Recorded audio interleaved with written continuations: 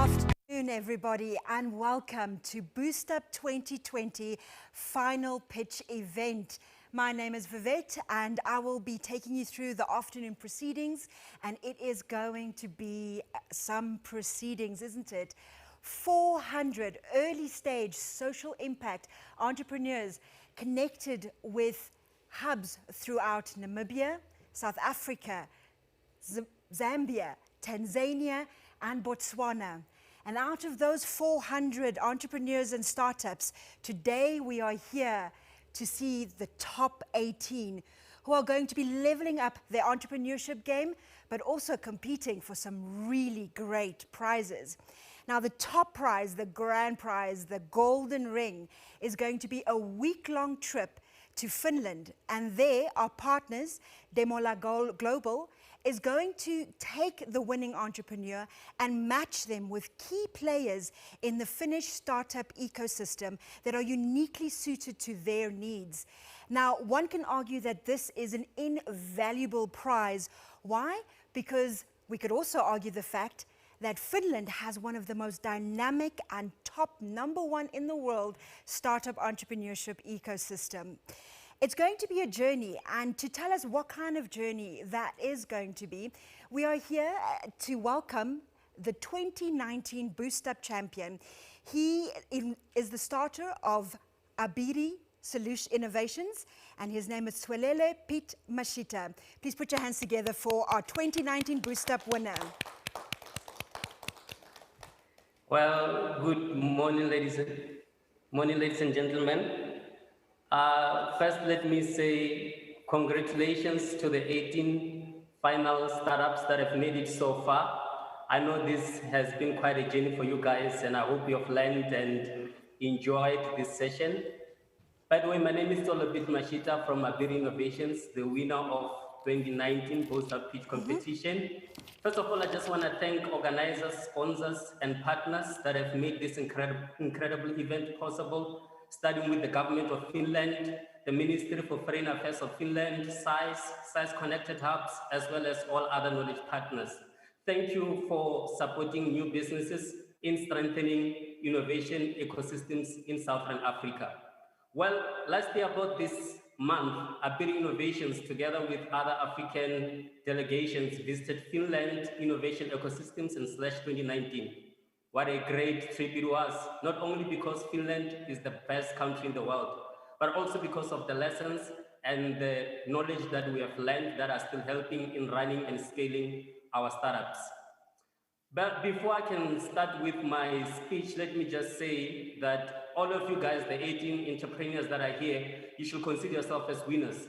Really, indeed, you are winners. Regardless of the ultimate winner that will be announced today, you should be considering yourself as winners being part of this program. I just want to talk about two things that I found as an entrepreneur and a co-founder very important to my life and also to my startup Abiri Innovations post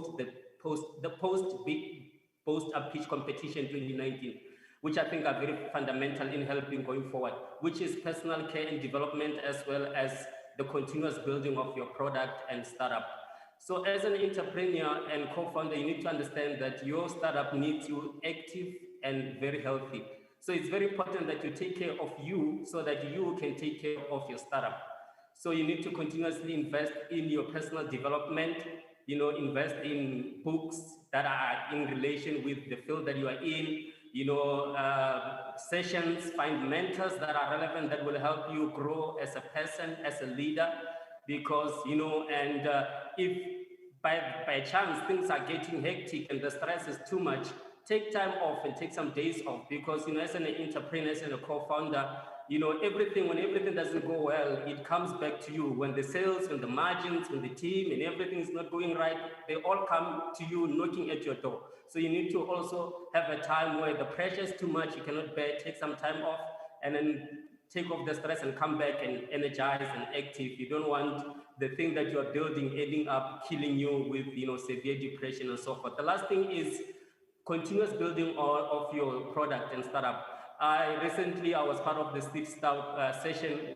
The facilitator by the name of Claudia put it very nicely. She said, your startup is not an ugly baby. So, in the actual sense, she says, when you've got an ugly baby, you kind of feel stuck with the baby. There's nothing else that you can do. So with a startup, you always have to iterate, work on your startup, continuously work on your solution. Don't just let your startup be there and hope that with time it will get better.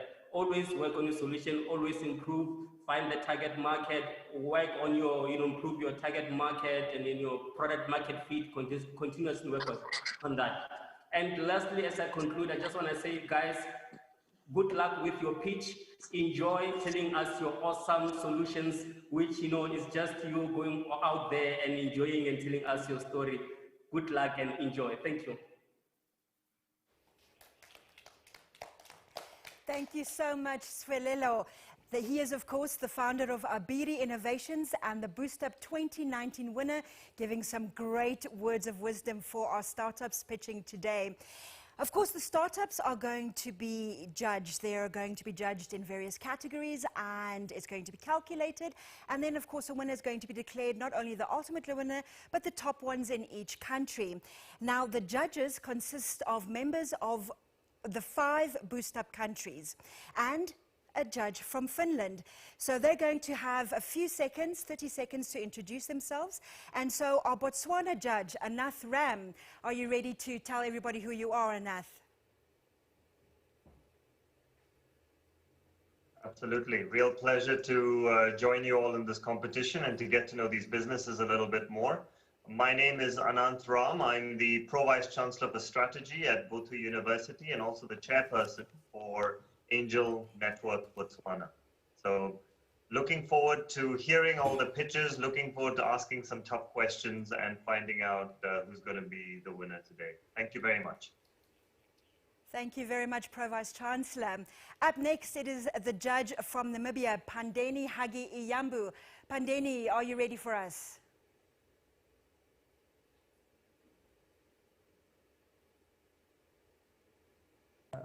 Hi, good day all. I trust everyone is well. My name is Pandeni. I'm a financial analyst here in Namibia. I work for a private equity company and we primarily focus on asset management and infrastructure financing. I'd just like to say good luck to all of the startups and I hope to be impressed. Thank you. Thank you very much, Pandeni. Up next, it is the judge from South Africa, Rulani Nefufumba. Rulani, it's over to you. Hi, everyone. My name is Rulani Nefufumba. I'm an ICT innovation specialist at the Innovation Hub. We support startup as well as youth that are focusing on empowering themselves skills-wise.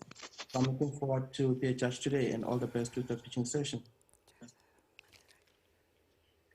Thank you very much. Up next from Tanzania is Joseph Manarakiza.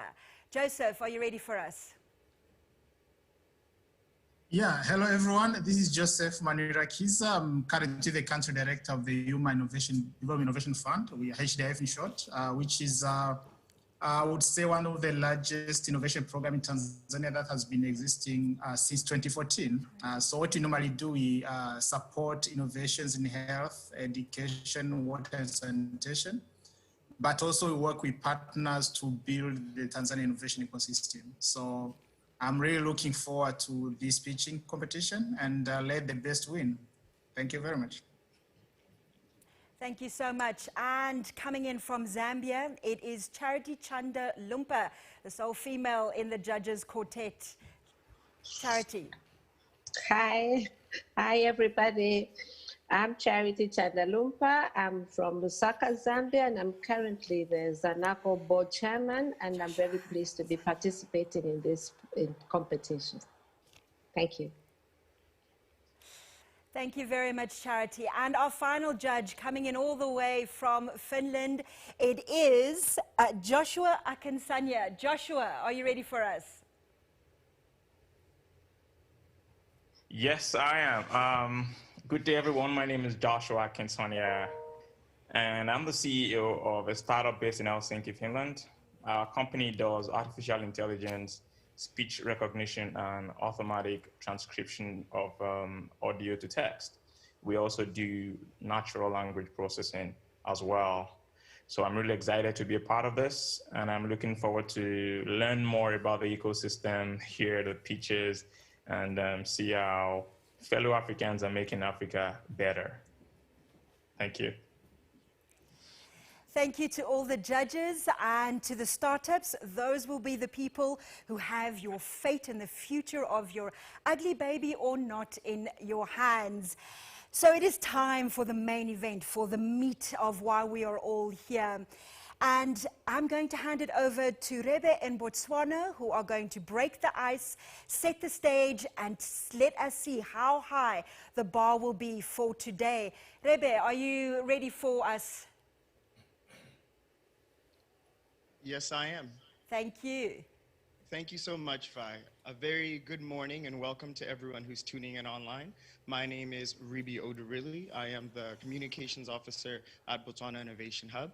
I will be your MC here in Botswana Gaborone as we come together to celebrate the Boost Up Final Pitch competition.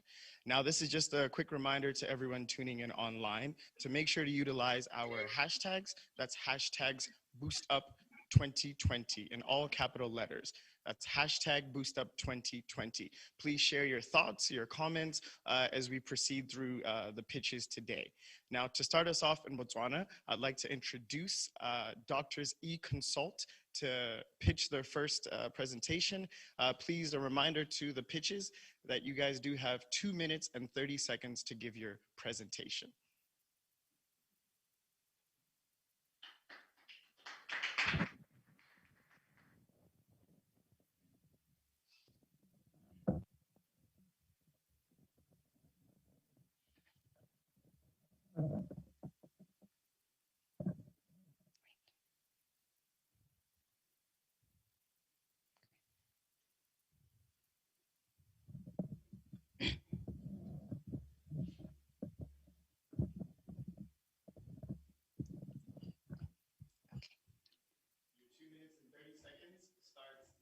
Hello, everybody. My name is Lwati Lenkala from the Doctors eConsult mobile application, and we are the ultimate game changers. Now, COVID-19 and the lockdown periods brought about a huge problem in Botswana where many people found it difficult to access their healthcare service providers as we were confined to our homes. But besides the COVID-19 pandemic, medical facilities in Botswana are often very congested. And on average, one can wait around 6 months just to get a consultation with a specialist doctor. Not only that, there are huge travel expense burdens on the part of the patient to access the healthcare service providers. Now, we are the ultimate game changers because we're creating a doctor-patient consultation room on one's electronic device or mobile device. Not only that, we are also creating a pharmacy hub. So essentially, we'll have doctors ranging from general practitioners, dentists, and everything in between. A user patient will be able to search for their preferred doctor, proceed to book for an appointment, and this will be followed by a consultation, either by a live video chat or a live messenger chat. And if the doctor issues you a prescription, you can then upload it to the pharmacy database. We also have a 24-hour emergency service tab with doctors on call ready to assist either by a live video chat or a live messenger chat. We also have e-referrals. Now, our mobile application is unique in that we improve patient-centered care, we increase access to treatment, and we significantly reduce down on travel costs.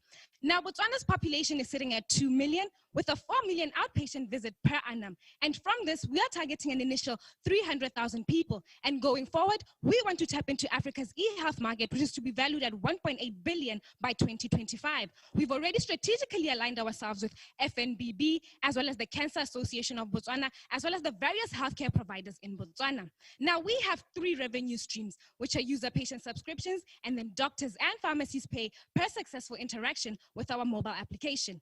Our idea is both scalable and viable, as we've recently received financial backing from the Botswana Innovation Hub, which is why we're asking you to help us achieve SDG number 3, which is good healthcare and good well-being, as we ask for 200,000 USD. Now, the team behind this phenomenal idea is a lawyer, a multimedia expert, an international business graduate, a software developer, as well as a finance person. Thank you.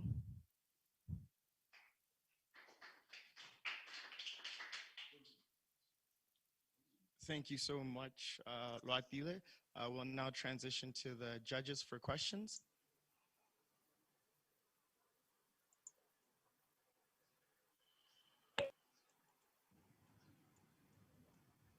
Yeah. One question from me is Joseph. Yeah, I just wanted to check, how far have you gone in product development? Is it now tested in the market or is it still under development? Okay, thank you. That's such a beautiful question. Right now, we're currently at the testing phase. We've actually collaborated with the Cancer Association of Botswana, because in Botswana here, there's only one Cancer Association office, which is all the way in Gaborone. So people who are as far as 10 hours away can't get any cancer access. So currently, we're in the testing phase in that regard. Thank you. I'm surprised I didn't hear any doctor on the team from the great team that you have told us about. Oh, okay. So we do have a doctor on our team. The only difference is he's a little bit older. He's called Dr. Mulaudi. He's a dentist. So he is the one advising us in terms of what doctors would appreciate on our mobile application. So we do from time to time actually do consult with him. Thanks, that's all.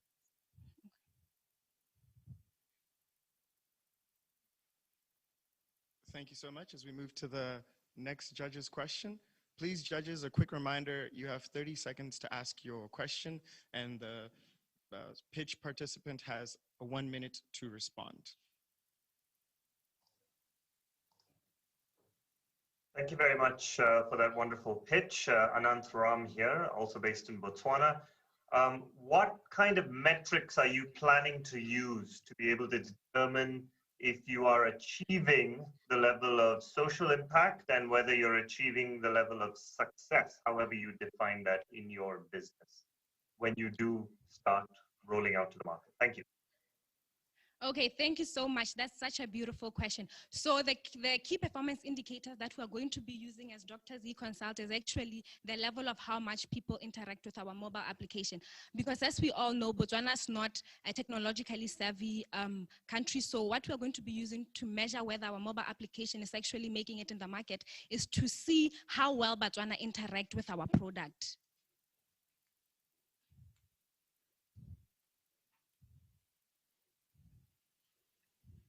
Hi, Rolani here. Thanks for the presentation. I just want to check if you have done your competitive analysis, and if you have any competitors, what is your competitive advantage? Okay, thank you so much. That's also another beautiful question. So we actually have done an intense analysis of our market. Currently, the competition, the greatest competition that we face here in Botswana is people actually use physical means to access their doctors. There's no technologically based platform that we can say is a huge competitor. We have indirect competitors, like I'm saying, those who access the doctors physically, because changing the mindset of somebody sometimes can also just act as a competitor on its own. So that's the greatest competitor we have. Besides that competitor, we also have some doctors who have switched to use WhatsApp as a mode of consulting their patients.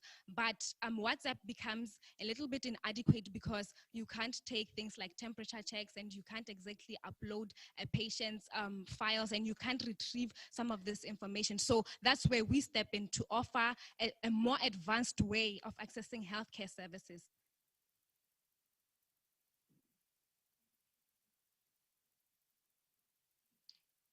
Thank you so much, Lwatile. Small reminder, please note that we are only allowing 2 questions per pitch from the judges, as the time that we have allocated is very short. So thank you so much, Lwatile, for your pitch. That was Doctors E-Consult. For those, again, tuning in online, please remember to use the hashtag BoostUp2020. The next pitch participant that we have coming up is called First Aid Counseling.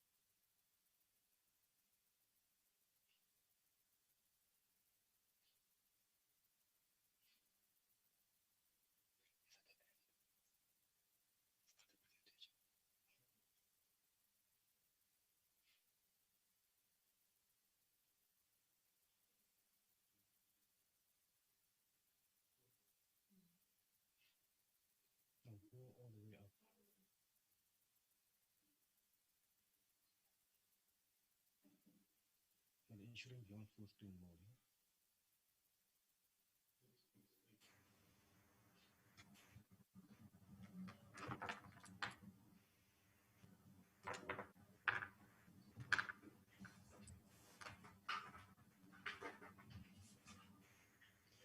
May you please confirm if you can see the slides?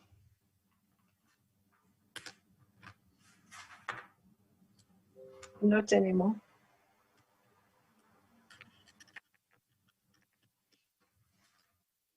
I still can't see it. Yes. I can see it. It's Ananth Ram here. I can see the slides clearly, and you.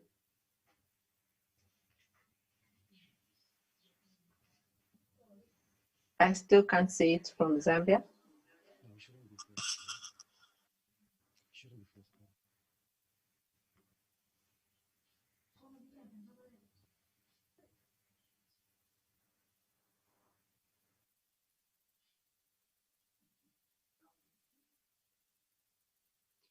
Can you see it now? No. Well, I can Sorry see. about that, guys. It appears we're having a bit of a technical difficulty, but we'll still proceed with the pitch presentation verbally. So we will allow the pitch participant to start with the 2 minutes and 30 seconds. No,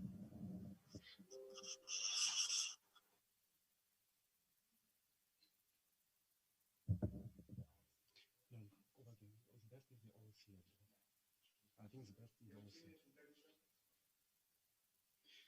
In a country with a population less than 2.5 million people, over 237,000 people fail to access counseling services on a monthly basis. And the sad part is, for those that are able to see these services, they take up to 2 weeks, yet it takes only a few minutes to end your life. Now, poor mental health without timely assistance not only destroys the individual, but it destroys families, economies, and the world at large.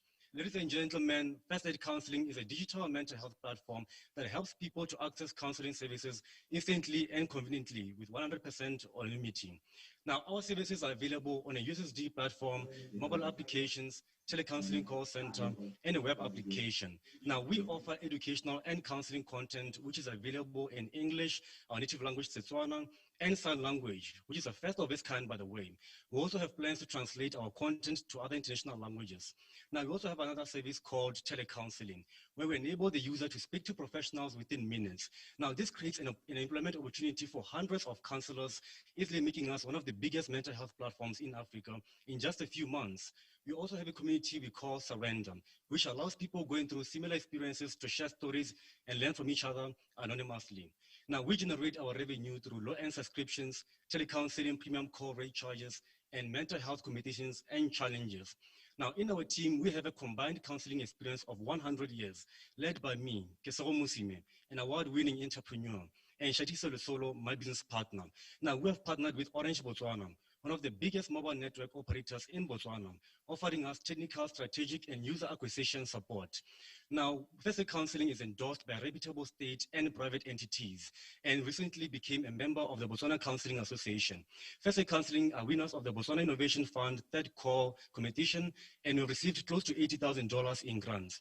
Now, our goal is to normalize counseling, just like somebody going to see a doctor whenever they don't feel well. And in order to achieve this goal, we're requesting for $500,000 in debt financing to invest in robust marketing in South Africa and Nigeria. We'd also love to invest in our human capital resources. And our last request is for a mentor with a strong network to help us penetrate this market. Thank you very much.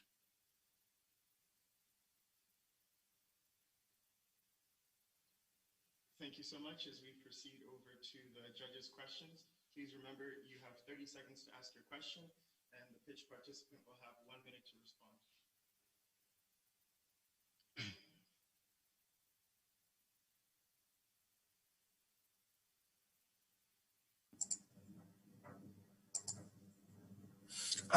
Well, one question from me, what debt financing? Debt financing, because we're looking at this as our seed financing. So we'd love to go over our initial financials, looking into raising equity offerings in the later stages. For now, we felt that it was too early to be selling equity in order to give allowance for more funding as we go forward. And now investing into nations like Finland in the future. Thank you very much for your kind presentation. Ananth Ram here from Botswana. Please give me a sense of how many current users you have of your system, and why, looking at South Africa and Nigeria at this stage, have you already got such a large market here in Botswana? Thank you. Thank you very much for the question. So when it comes to launching in South Africa and Nigeria, we're looking at two of the most powerful and influential and developed nations in Africa. So investing in these two countries will lead to a spillover effect to other African nations, as countries like Botswana follow the trends that follow through South Africa. And one thing we must remember is that these nations are also covered with so many mental health issues. For example, 1 in 6 South Africans are affected by mental health disorders. So that is why we are looking into those countries. And then secondly, you asked about the user activity. We are launching our solutions in about 2 weeks. So at this stage, we are just prepping up for the big launch. Thank you.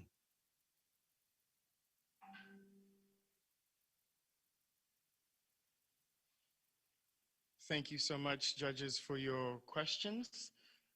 As we swiftly move along, again, thank you so much. That was First Aid Counseling. For those following online who would like to make any comments or share your thoughts. We're moving on to the next pitch participant. The gentleman's name will be Kenneth from Leverage Point.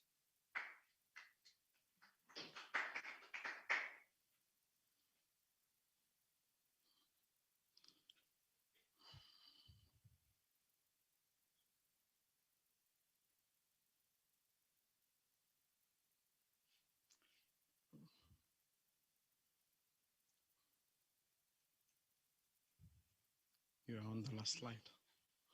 Please go all the way to the first.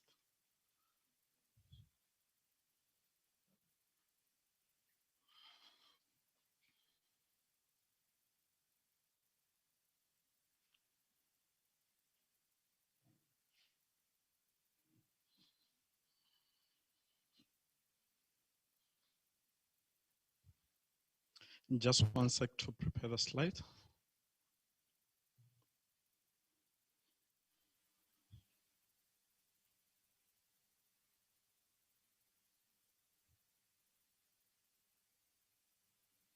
Can I try to scroll through all the way to the first one? Okay.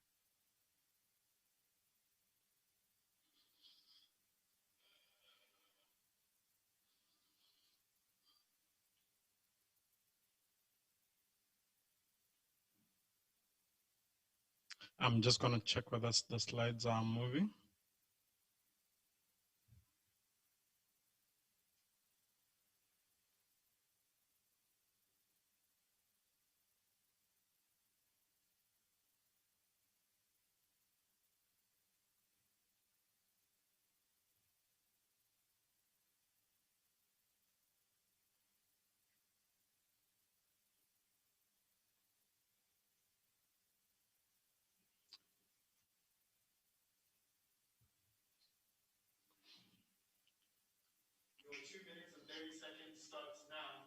Good morning. My name is Kenneth Sitimela from Leverage Point.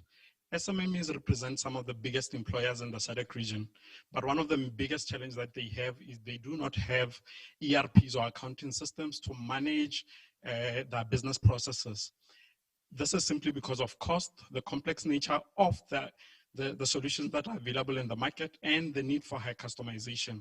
We are bringing a solution that is specific to SMMEs, called Business Point. This is going to allow them to have oversight, to be able to be much more profitable, to adhere to statutory compliance, and have information at the palm of their hands. This can be accessed on a mobile as well as on web.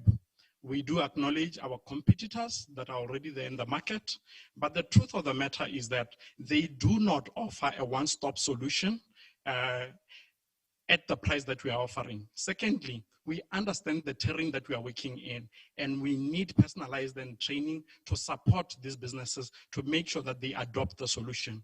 Have you ever heard about a $1 per day ERP solution? I don't think so. And that is what Business Point is all about. We are pursuing an SAS model, and we are looking at individual businesses. We are talking to development finance institution, partnership with accountants, and we are also looking for value for revenue through APIs of existing systems. There are once-off costs in terms of the revenue streams, there are monthly payments, and that market that we are yet to tap into the APIs. We have made a bit of traction, coverage by media, and the truth of the matter is that, yes, we are propelling digital transformation of SMMEs. We have presence in 2 countries through a competition that we won through UNDP. We have an agreement of 300 clients from ABSA locally, and we are currently at an advanced stage in terms of talking to a pool of DFIs that have about 25,000 clients. The team has previously done Oracle and a number of ERP software solutions, and this is a balanced team that is dedicated to the solution. The truth of the matter is we do believe that we can organically grow, but we definitely need 400,000 in mentoring. Thank you.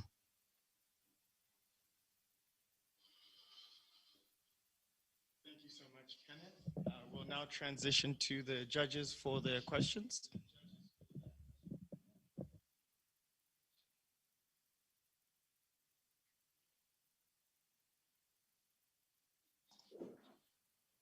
Thank you very much for that presentation. Ananth Ram here again from Botswana. How many users do you have of your system? I saw you mentioned 40 are being onboarded. Do you have anyone currently using the system? And do you have any kind of feedback that you're getting from them in terms of what they like about the system, what they would prefer to be added, and so on? Thank you. So far, we've onboarded 40 clients. And we have assurance from ABSA that for the next 12 months, each month they'll be giving us 30 clients to onboard onto the solution. So next week, we are looking to add an additional 30. We take them through training. We do hand-holding on them. And what we are also doing, because we understand the culture of SMMEs in Botswana, is we visit their premises to make sure that we hand-hold them and make sure that they understand how to utilize the software solution. Can you kindly repeat the other question? I was asking about feedback that you've had from them in terms of what they like about the system, what they would like added to the system. Thank you. The interesting dimension about the system is the fact that it has listed young and old, and they're using the system quite easily. And we continue to see quite a lot of transaction in terms of the reports about that are measuring the metrics from a monthly point of basis. So we are receiving very good feedback about the system in terms of its ease of use and in terms of the change that is directly impacting on the small businesses.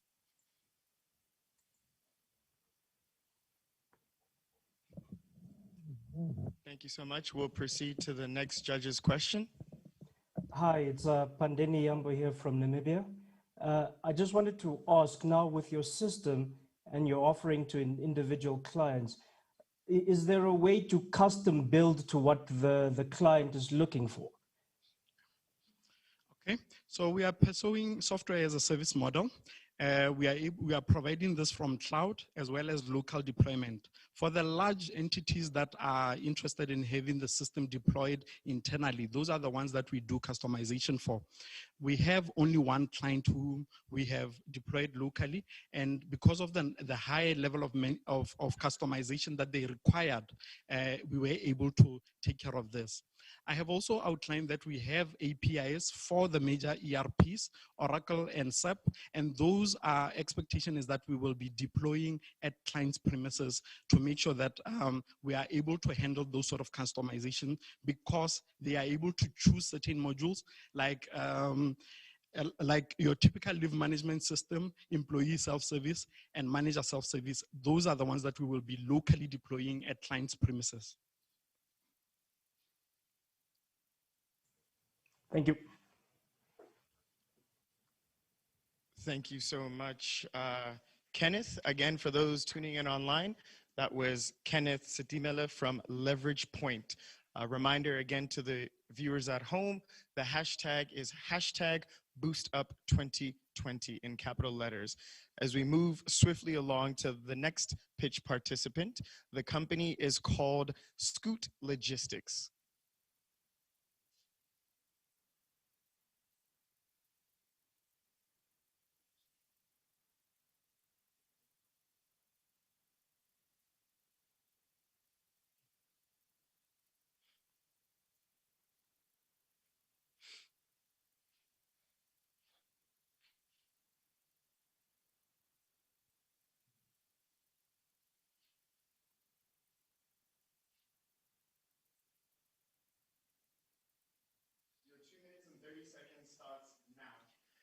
Imagine an Uber platform that adapts to your everyday needs. There are over 3.2 million mobile subscribers with an ever-increasing need for logistical support across different businesses, across different sectors.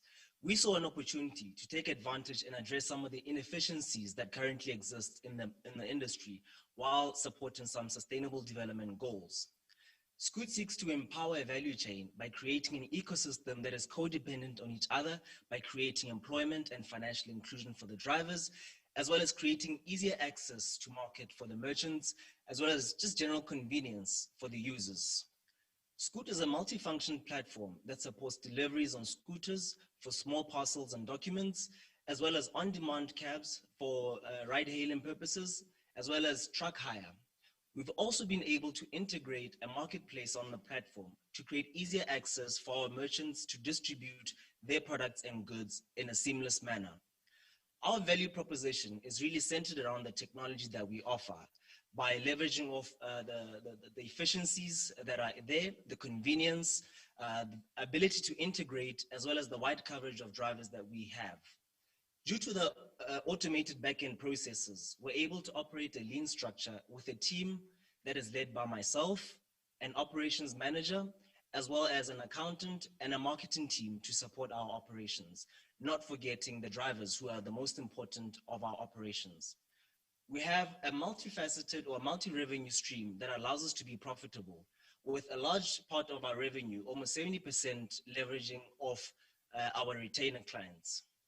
We have invested almost 30,000 pula in our business early last year, and we've been able to grow our business organically, where we've raised our assets to about $15,000 US, our 10 contract clients, and about 1,500 deliveries on a year-to-date basis.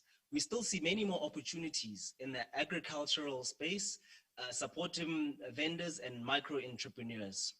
We're asking for $80,000 US to support our operations, our marketing budget, as well as looking for a technology partner to help us implement smarter solutions and the use of artificial intelligence to support our business.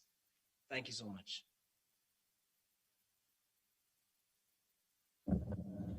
Thank you so much. We'll now proceed to the judges' questions.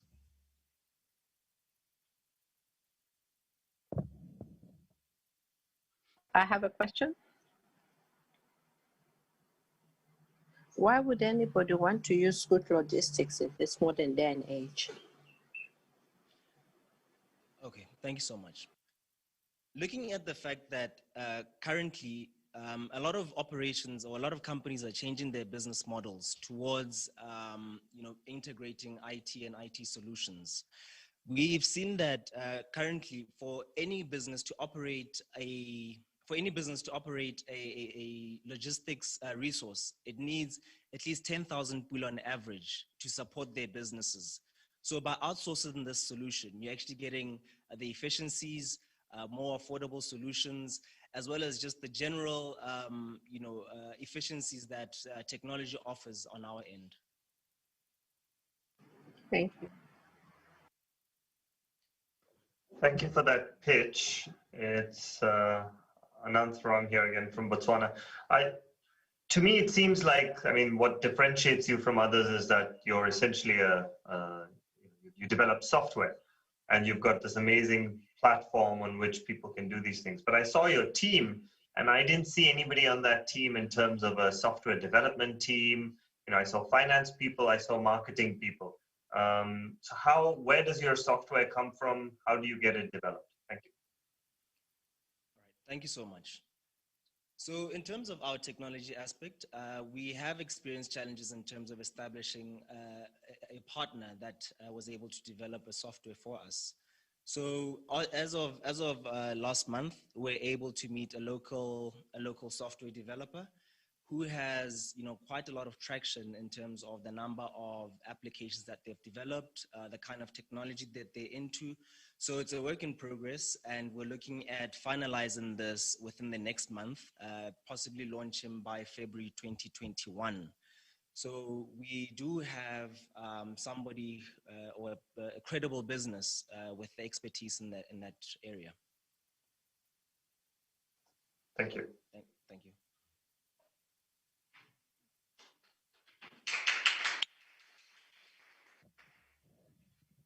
Thank you so much, Sam. Just as a quick rundown of the companies that pitched from Botswana today, it was Doctors eConsult, First Aid Counselling, Leverage Point, and Scoot Logistics. Again, for those online watching in, please make sure to share your thoughts and congratulate the pitch participants as they shared their business solutions ideas. I'd also like to take this moment to thank the judges for their questions. From Botswana, from Gaborone, from Botswana Innovation Hub, thank you so much. Vi, back to you in Namibia.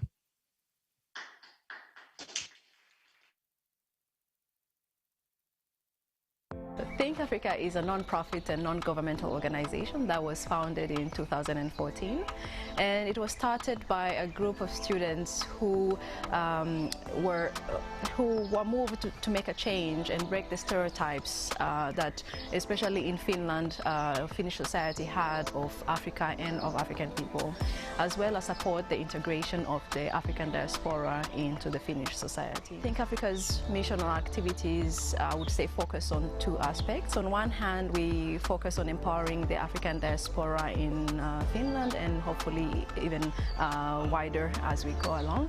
And with the empowerment, we focus on activities that share essential information, that encourage networking, that provide a space where the members and the African immigrants can discuss well-being topics, activities that focus on economic development, as well as perhaps even our strength is that we create a platform where our members and the African immigrants can get to utilize their skills and as well as pursue their interests. Think Africa's vision is to create a platform where members and African immigrants can come and fulfill their potential. And another aspect to what Think Africa does is that we do think about Africa. We do want to take part in its development and growth.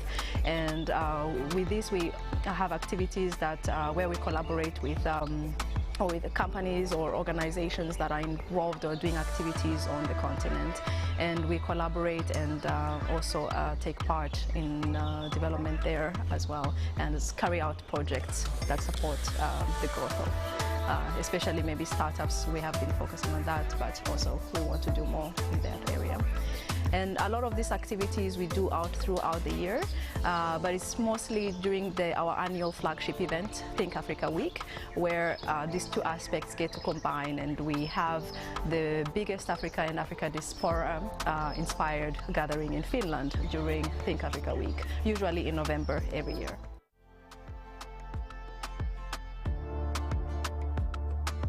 The only requirement to become a member of Think Africa is that you are moved by our mission and want to make a positive change in your society. Go to our website, www.thinkafrica.fi, click the Join Us button, pay the annual membership fee, and the Think Africa family awaits to welcome you.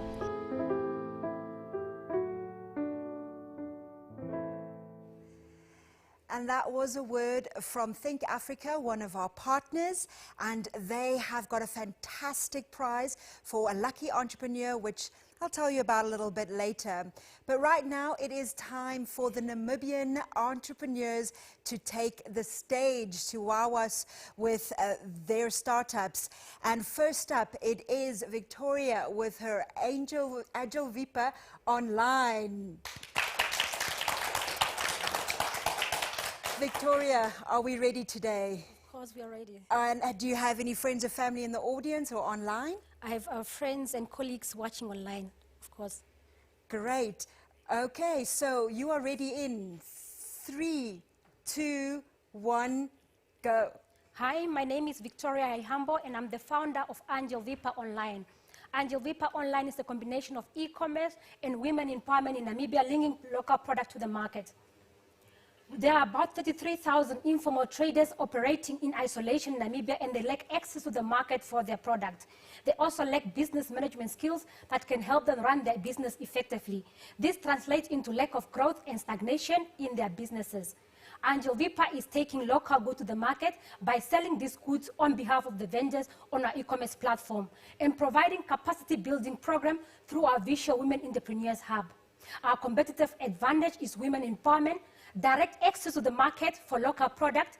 We have cash on delivery options. Our site is protected to ensure data security. We have return and refund policies in place. We charge a percentage markup on products sold, vendor subscription fee, and training fee. There is a front-end shop for the vendors, allowing the vendors to monitor their product and manage their inventory from their end. We sell arts and crafts, traditional food and cosmetics, clothing and accessory. Our team is made up of the CEO and founder, trainers, software engineer, and administrative manager.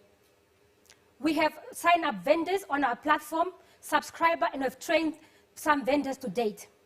We are looking to increase this number by the year 2021, the number of vendors and number of subscribers. Through the right marketing channels, we'll be able to increase our cash flow. We have partnered with the founder of Mamwe Mobile Payment Zambia and the founder of Boss Lady Foundation to train our hub entrepreneurs. We have received an award for Women in Africa, and I represented my country in Morocco last year. I've also received an award for 1000 Entrepreneurs Challenge under Africa France Summit. We are looking for an investor to join us in this journey to empower micro women entrepreneurs by investing $15,000 in return for 10% share in the business. This money will be used to develop the mobile app for training costs and marketing costs.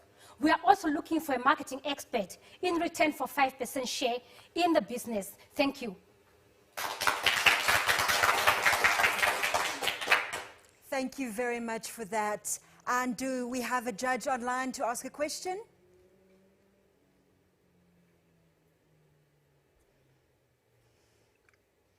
Hi, Roran here. Thanks for the presentation. Who is your target market? My target market is informal traders, women informal traders, those selling from the street who don't have a place to operate from, and those currently selling at open market with limited access to other regions and other towns. Thank you. Do we have a second judge? Yes. I wanted to find out why they would want to use your services if they're in the informal market. What actual USP are you giving? Yeah, as I mentioned in my presentation, that many of these traders are operating in isolation and they have limited access to the market. By using the platform, they'll be able to access a wider market because digital, their goods will be available to wider user. And additionally to this, there'll be multiple vendors on our platform pulling other end user to the platform as well, so that the end user have multiple products to choose from. Yeah. Thank you very much for that, Victoria. We wish you good luck. Thank you. Thank you. So coming up next to talk to us about Coachpedia, it is Festus. How are you doing, Festus? I'm doing great. How are you? I'm good, thank you. You're excited? I'm very excited. You ready for today? Yes, I'm ready. And do we also have any family or friends in the audience or online? I have the Namibian population watching right now. Okay, so you are ready to pitch in 3, 2, 1. Hi everyone, I'm Festus Malakia, the co-founder and CEO of Coachpedia, quality education at your fingertips. Almost everyone have used an online platform before. With social media is a common one. Why can't we make people learn online? In 2014, when I graduated, I was struggling to secure employment. After completing few online courses, that changed my life. Over 50% of African graduates are unemployed, underemployed, and youth unemployment in Namibia right now is over 46%. There's a huge disconnect between the education, curriculum, and the industry requirements. Year in, year out, students are leaving institutions with no relevant skills. With Coachpedias, users will be able to gain 21st century skills in a much faster and cheaper way, and also learn in a language of their choice. Coachpedia is a free online learning community for individuals who want to learn from educational videos, e-book, audiobook, as well as from experts in different subjects. We are revolutionizing the way people upskill and acquire new skills. Users will be able to learn industry-relevant skills, learning, as well as learn and also earn at the same time. They will have a flexible learning schedule, as well as real-time collaboration and peer-to-peer learning. They also have access to experiential learning, as well as we have a freemium model where user can upgrade to a premium package. We'll also be generating revenue through monthly subscription, as well as through the revenue sharing model, where 20% commission is for us. We also be generating revenue through advertising and through consulting. And the e-commerce platform in Africa will be 2 billion by 2025. We have trained over 1,000 youth and entrepreneurs in over 4 regions in Namibia, and to date we have generated over $3,900 in recurring revenue over the past 12 months. We have partners. Our team is made up of young entrepreneurs with a skill set from entrepreneurship and technology. We are asking for $25,000 for a 10% stake to complete the platform development and to scale countrywide. I thank you. Thank you very much for that, Festus. So judges, who do we have online to ask Festus his question?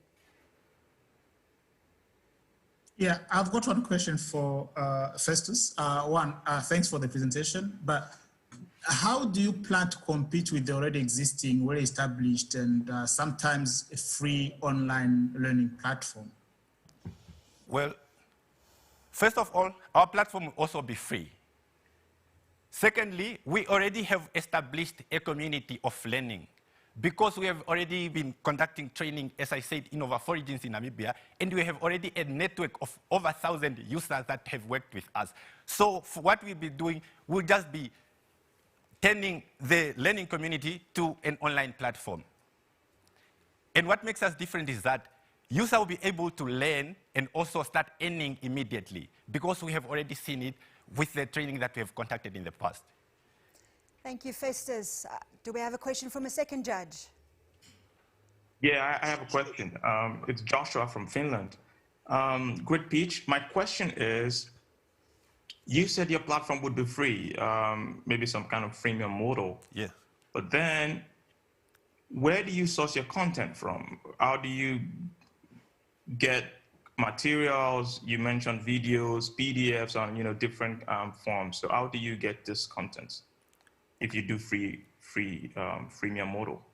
Okay, first of all, we have also developed our own content. Secondly, we'll be partnering with different institutions. These are the educational institutions, even also the employer themselves. They will be able to put up industry-based courses where people will be able to subscribe to this. And these are the content that will be up there.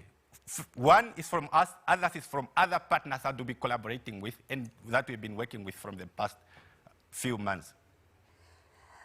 Thank you very much. So that was Festus, representing Namibia with Coachpedia. Our last entrepreneur for the day is Timotheus, who is going to be talking to us about Connect Africa. Timotheus, are you ready? I'm ready. And you've got family and friends supporting you? Definitely in all over Africa, and I'm excited my brother is here. Your brother is here, that's fantastic. It's always great to have this support when you're on stage and you have to present in front of quite a lot of people, even though you can't see them. Excited. But you're excited. Yes. Okay, so you are good to go in 3, 2, 1. Hey, I'm Timotheus Nangobe, founder of Connect Africa. Do you know there is 46 million combinations of visual and hearing impaired community in Africa that depends on a middle person in accessing information, communicating, and run their own business? It's very sad indeed. From Connect Africa, we said, let's help them with a one-stop shop applications that will enable or targeting about 70% of visual and hearing impaired community in Africa, over 46 million. So basically what we are doing is we are supporting them to enable them to access information in different categories such as health, education, and access to business seminars just within a click of a button independently. So our working prototypes have reached over a number of beneficiaries, which basically enables them to access information. And it's being supported by the Ministry of Namibian Ministry of Higher Education, Innovations, and Trainings. So what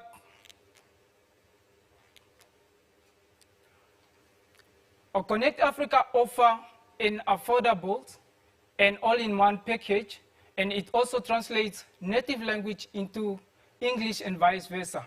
And one can use it also on an offline mode platform. We create our revenue through an online licensing subscriptions, and also our revenue is expected to hit $4 million by the 3rd year. That's why we are here to secure an investment of $30,000 that will be used to purchase necessary equipment so that we can able to test and market. Our team is made up of experts with more than 6 years working experience. Thank you very much, Timothy. Judges, who do we have to ask a question for Timotheus? I have one about the numbers. I'm glad you are projecting already $4 million in the next 3 years. And you say that you are still testing your product. I wanted to know how you came about that figure. Okay.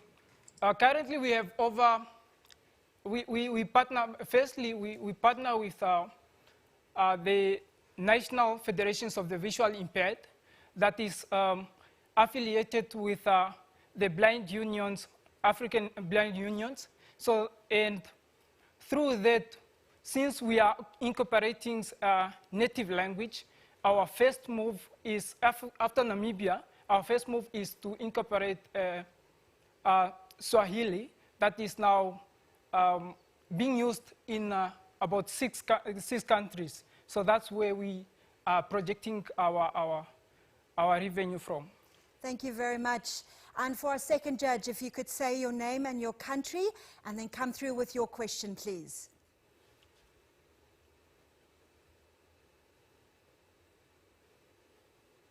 Okay, I would ask Joshua from Finland. So your technology tries to help you know, the disabled, if I get you right. But then you are thinking to help people with hearing problems, people with you know, people who can see as well, blind people. So how does the technology shift between the different kinds of disabilities that might need a solution when they use your product? Okay, thank you very much for the questions.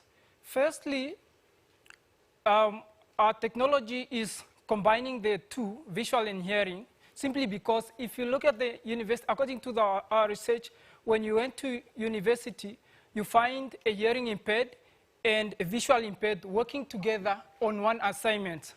And it's very difficult for them to communicate. And that's where we come to, and there's no platforms that is basically combining the two so that they can able to work together. So, and that's where we come up with a platform that can enable both of them to work together. For instance, thank you very much, Festus. Your time is unfortunately up. Thank you for everybody. So the Namibian entrepreneurs, Agile Vipa Online, Coachpedia, and Africa Connect. It is now time to move on to the third country. Buntu in South Africa, are you ready with your entrepreneurs?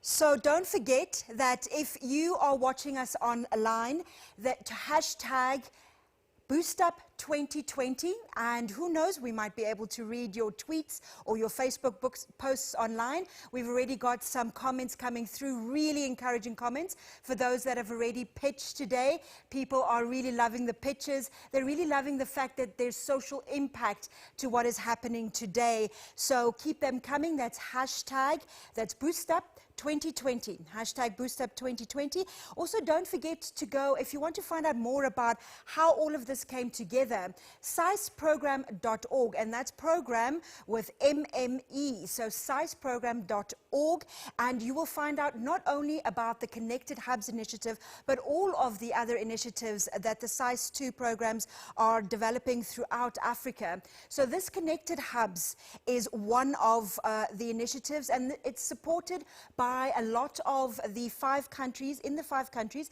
it's supported by South Africa, obviously ministries in South Africa, ministries here in Namibia, in Botswana, and a lot of science endeavors because technology is at the heart of it. But right now, let us see if Buntu in South Africa is ready for us.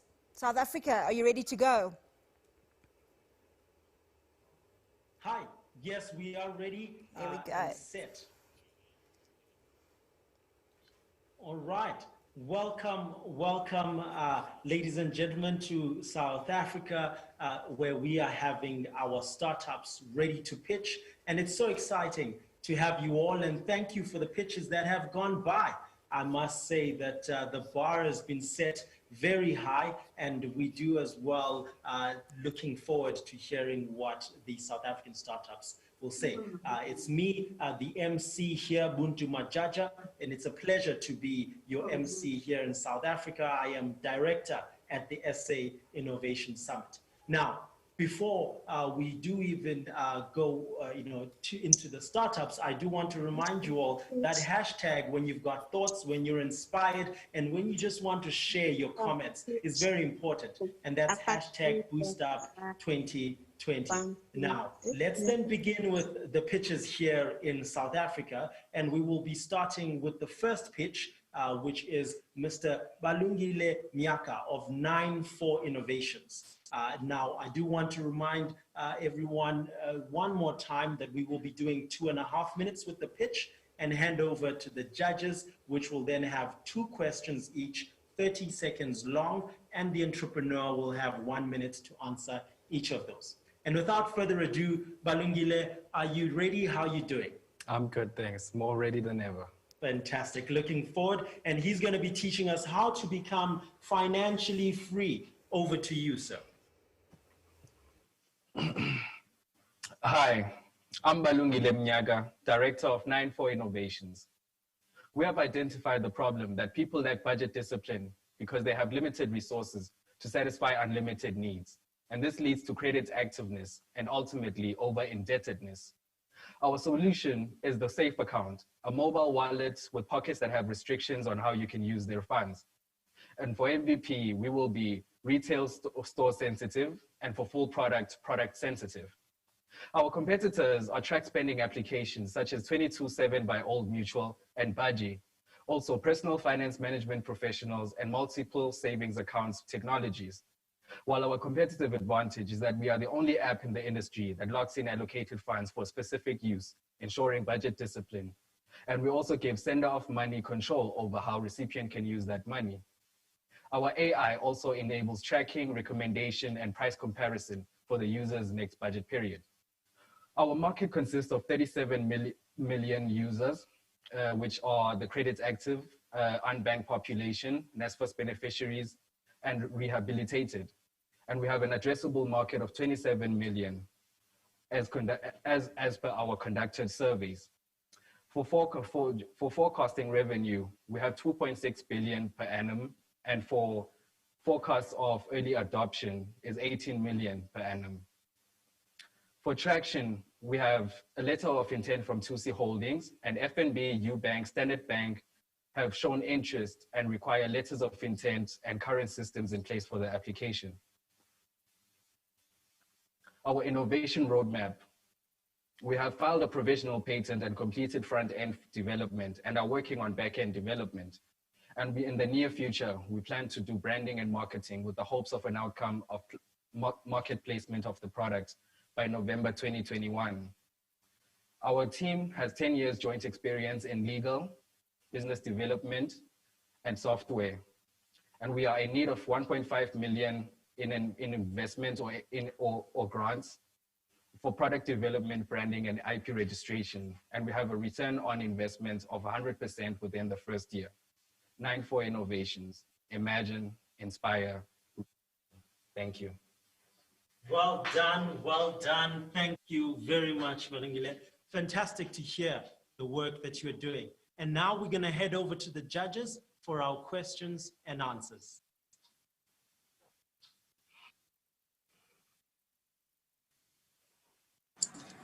Well, this is Joseph from Africa. Oh, sorry, go ahead. Hi, I'm Charity from Zambia. I just needed to understand, what exactly are you selling? What is it? What is your USP, in short, that will drive your addressable market to use your services? Because I still see credit attentiveness in there.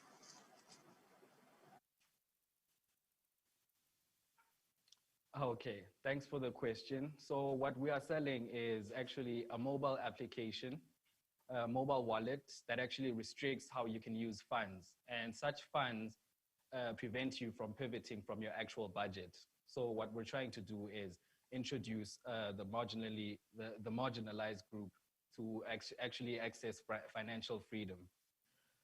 Yes, thank you. Thank you.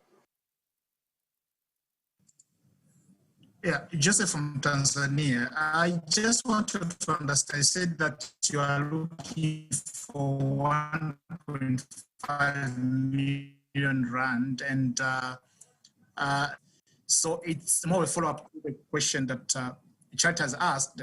How are you going to generate that kind of money within 1 year and to have an ROI of 100%? Maybe I might have missed something. Okay, thank you so much for the question. So we are actually a very novel innovation, and the total market that hasn't, that doesn't have access to such a solution is quite huge. And we are actually only calculating for early adopters, which are NSFAS beneficiaries. So we will be actually getting contracts with NSFAS and schools to distribute allowances, which will actually be able, from there, we can actually be able to recoup all the money that has been investment within the first year. This is actually only deduced from the estimate that each user will actually only spend 8 rands, which is from 1 transaction a month. So yeah, that's basically the calculation. So this is actually looking at the worst scenario, of which it's quite obvious that we will actually be going beyond the forecasted revenue, as it's not possible for students to actually use the account for only once. Thank you. Fantastic. Thank you very much, Balungile, and thank you as well to the judges for your questions.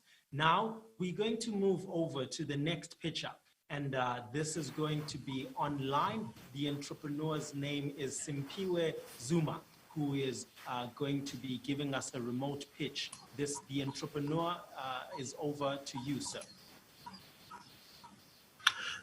Greetings, everyone. Can I start?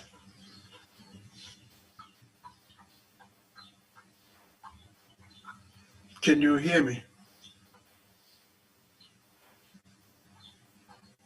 Yes, we can.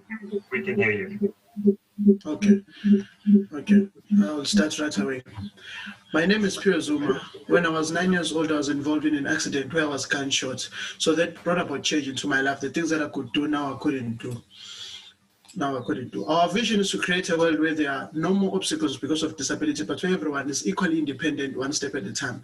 We understand this is not going to be overnight, but it's going to be something that's going to be achieved gradually. As a student with disability, I experienced a problem of always getting wet from rain because I couldn't use an umbrella when I was using crutches and moving about in campus. I then discovered that this was not only my problem, but also other university students were having this problem, those who are wheelchair bound and so forth. Our current solution, as you can see, nobody can take the solution seriously because it wasn't designed from a victim point of view. So this is where it landed us to design a product where there is a backpack that is always used by a student, that is a retractable umbrella. They can use the umbrella whilst they are able to use their crutches because the umbrella is holding for them. Also, a wheelchair holder that you can use, hook any universal umbrella, and you can be able to self-propel yourself, thus in improving independency. Our revenue plan, we are going to be working, our target market primarily right now, it is university students who are funded by NSFAS. So what happens, there is an allocation that is about 30,000 rand for students that they are able to buy assistive devices without them paying. What they do, they just send an invoice and they get paid. So our team, it is TIA, it is CEDA, they've been helping us with the pros and cons and so on. And we have our first-class engineers who have been helping us developing the product. Our traction so far, we've moved from the conceptual stage to our finished beautiful product that is ready for the market. Currently, we are now talking to big players in the wheelchair industry and we've shown them the idea and they were very happy. They said as soon as we finish our 20 units, they are ready to try them with their customer base. We were going for something that is rigorous, easy to use, because a person with a disability doesn't need to be further inconvenienced with how the mechanism works and so forth. So right now, we are needing funding to scale up and to reach commercialization, and also we need mentoring. So what is going to be happening, the making of one, it costs about 1,000, which is $64. The markup will be 50%, and the markup will lend us to 1,500 rand for a unit price. So the current adopters, it is DUT and UKZN respectively. So with those sales, it's going to be 450, 600,000 respectively. And this is just from the two universities of research. This will grow as South Africa has 26 public universities. Just now is that we just want to have a manageable feed of customers. Our ask is $200, that is going 200,000 US dollars, that is going to help us to take off marketing, staff management, and also the development of our product. Thank you very much.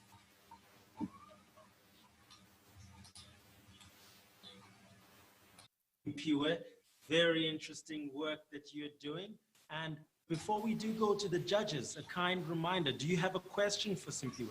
Maybe you have some thoughts and maybe you just want to connect. When you do so, share it on social media with the hashtag BoostUp2020. Now, over to the judges for our Q&A.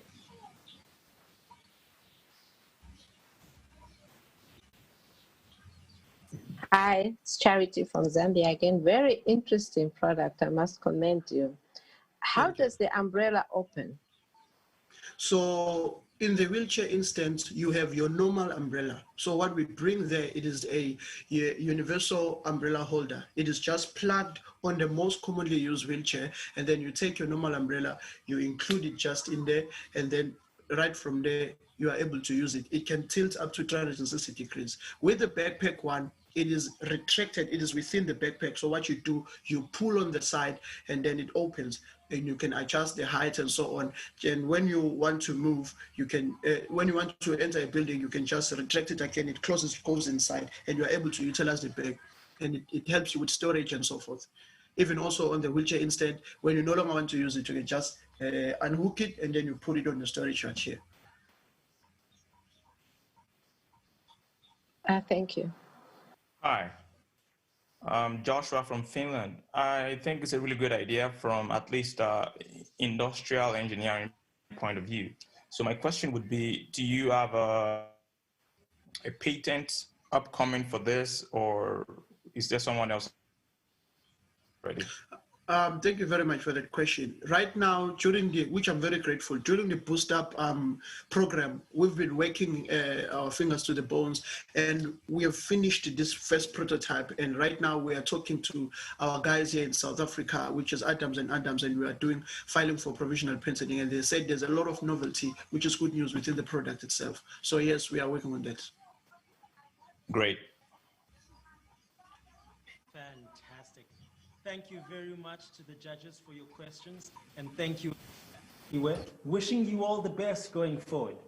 Thank you very much, you sir. might have been wondering, who is this young, handsome gentleman sitting next to me? Well, this is the next pitcher, and this is going to be introduced to you shortly, but I always have to remind you that our engagement on social media is very important with that hashtag BoostUp2020. Now, the next pitcher is Gareth Gericke from Hydro IT, and he's going to be telling us an innovation that is impacting one of the most important SDGs around water. Gareth, this is over to you, and all the best. Thank you. Hi, I'm Gareth Gericke from Hydro IT, and our IoT water monitor helps municipalities and customers identify water leaks. Current reporting procedures means that over 1 billion liters of water is wasted annually in South Africa. In 2019, South Africa's municipal water loss average was at 39%. This estimated to a loss of over 2 billion rands, and South Africa is investing in reducing this. Our IoT water monitor, when installed across the city, is able to detect leaks by measuring the water pressure in the pipes. When a leak occurs, the water monitor categorizes how severe the leak is. If it is too high, the water monitor automatically switches off valves, localizing the leak, while the rest of the suburb continues to get water. With our monthly subscription fee, customers are alerted to any leaks through our software and email, and maintenance crews can be easily dispatched using GPS location. Current competitors on the market have to physically observe the water monitors on site without the infrastructure to automatically control or remote communicate any water leaks. Our MVP is driving our first municipal sale in 2021, and we plan to expand into larger municipalities in 2022. We are also negotiating with local mines in Africa as one of the second largest contributors to water leaks. We are asking for 5 million rand investment for growth into our future markets, and this will give us a 9-month runway, and each municipal sale will be replicated after 8 months. With each municipal sale, we stand to make 2 million rand gross profit with a net profit of 600,000 rands, half of which is replicated in our monthly subscription. Our Triple BEE team of 2 engineers and 2 developers have already won over 200,000 rand from competitions and are finalists in both the South African Innovation Summit and the National Entrepreneurial Competition, and we have been recognized on international platforms. Hydro IT gives customers the way to align to the UN Sustainable Development Goals of clean water and sanitation, affordable and clean energy, and sustainable cities and communities. At the same time, this installation could save sufficient water to supply 6 million homes across South Africa annually. Thank you. Well done, and thank you, Gareth. That was right on time. Well done. Thank you. Fantastic. Now, let's head over back to our judges to hear what they have to say and what questions they have for Gareth.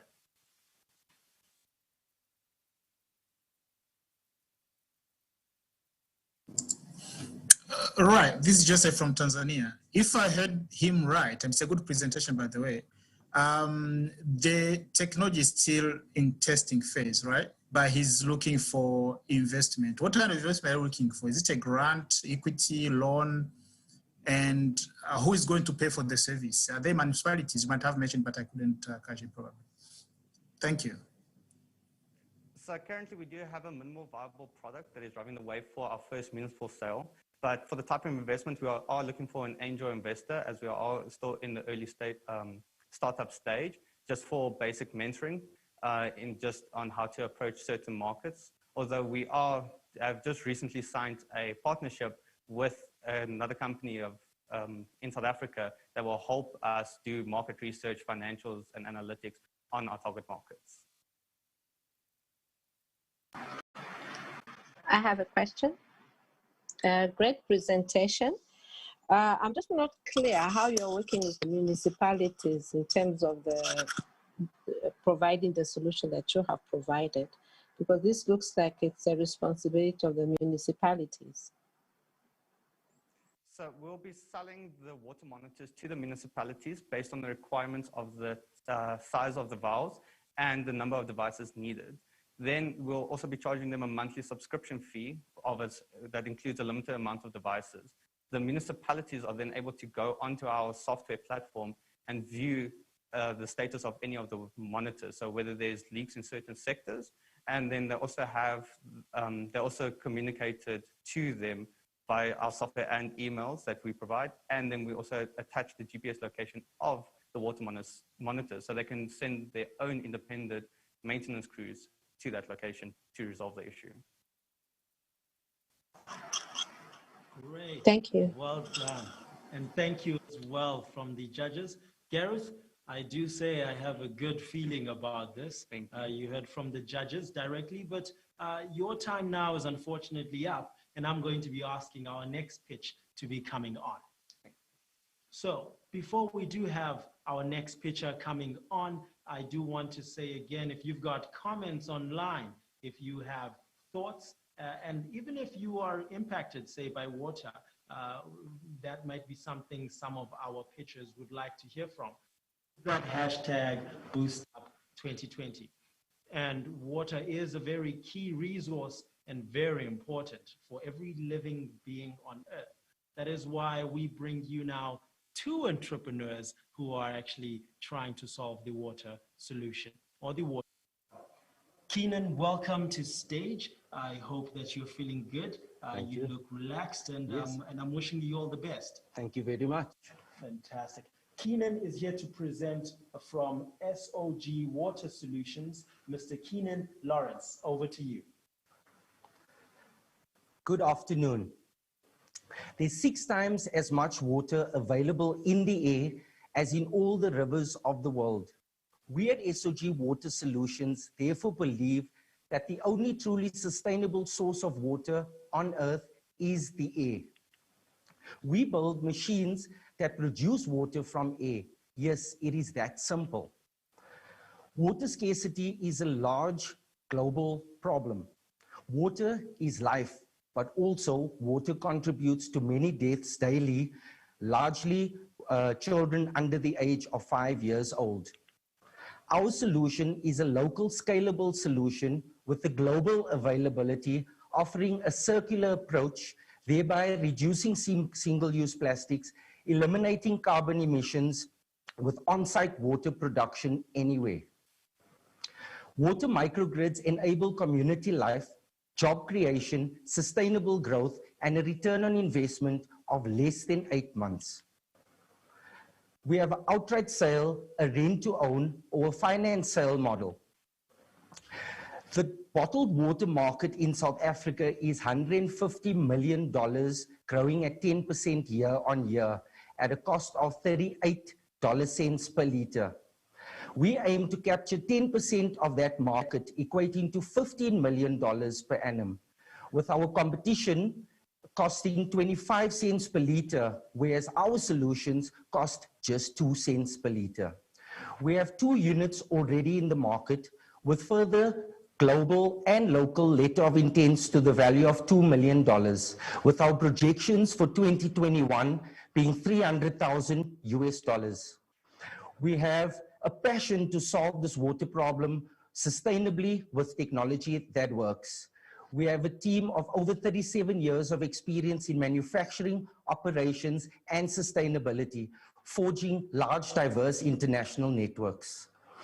We require support in spreading the word and a funding requirement of $500,000 US, giving us a 24-month runway. Thank you. You you as well, Keenan. That was a fantastic pitch. And we will head over to the judges once again to hear what they have to say. Hi, it's Joshua from Finland. That's an amazing work that you guys are doing right now.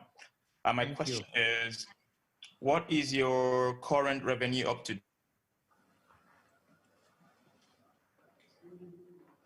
Capture one device. Sorry, I just lost it there. If I got it correct, you're asking for the current revenue. So the current revenue is around 13,000 US dollars. It's actually our celebration. We're celebrating our anniversary at the moment, our 1-year anniversary. And what was what's the cost for making a device? It's the second part. So basically, we have roughly a 30% margin. So 30% of the $13,000 currently. All right, thank you. Hi, is it possible to ask a second question? Yes, please. Okay, this is a great one. My curiosity is piqued. Producing water from the air. Is this scientific or not? And do you have somebody who is scientifically inclined on your team to be able to assure the safetiness of this water when you produce it? Yes, we do. So my business partner is Sebastian Granau, based in Berlin in Germany, where we have large networks with universities offering technical support. But he also has his MBA in sustainability. So that's where we also get a large part of our technology support. And the safety of the water? Yeah, the safety of the water in South Africa, we already have product in the market and it all complies to SANS 241. Thank you. Judges, thank you as well, Lawrence. Keenan, Lawrence, for your pitch. We're now going to move over to our final here in South Africa. And I must say, the Boost Up Final Pitch competition is certainly bringing innovations and picking our judges' curiosities. So next up is going to be our next pitch. Thanks again, Keenan, and all the best. Thank you. All right. Now that we've seen a whole lot of water innovations, it's time for us to move over to our final pitch. And I'm very curious as well to hear what we will be having as our next innovation. But nonetheless, I do want to introduce you to Sibongile Mungadi, who is going to be telling us about how she has been innovating in the prosthetics world with her company, Ukuhamba, which actually means to give a hand. Over to you, Sibongile, feeling, and welcome to the stage. Greeting to you, my MC. I'm good, thank you, can't complain. That's great, very excited to see what you have for us today. And please do knock it out of the park as our last pitch for South Africa. Over to you, thank you. Greetings all, we are Ukuhamba Pty and we are here to give you a hand. Meet Dumsani, my neighbor who's been amputated due to a car accident. As a result, he's been living for years without an access of affordable prosthetic limbs.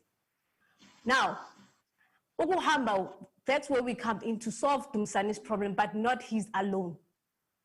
The problem that we are solving is the demand of affordable prosthetic limbs, which is currently higher than what is available in the market. For example, we are having one of the third largest hospital in the Southern Hemisphere that can only produce 120 prosthetics annually with a database of 10,000 patients. Our solution for Utumsani and other amputees out there is to actually fasten the turnaround time instead of amputees waiting for 3 years or more to access these prosthetic limbs. But with us, they are able to access it in a period of a week or month at an affordable price. How big is our market? Currently, there are 3 million amputees in South Africa and only 30.3% have access to prosthetic care. And as estimated global market size at $9.2 billion US. Is there a competition out there? Now, that's a great one. Indeed, we do have a competition. The list is endless. But just to mention some of our competitors that we actually have identified. We have Michael Nell Prosthetic that also produced these prosthetic limbs and at the cost of 45,000 Rand. Now, what set us apart as Ukuhamba, we actually make them custom made and produce them at an affordable rate. And they come in various colors that delights an MPT. How are we actually gonna make money out of this? We are actually targeting, we would produce a target of sales of 720 prosthetic annually.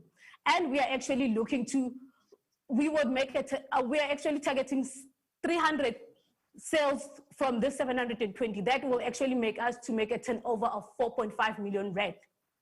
And our market margin is 50%. And this is what we actually managed to achieve as part of our traction.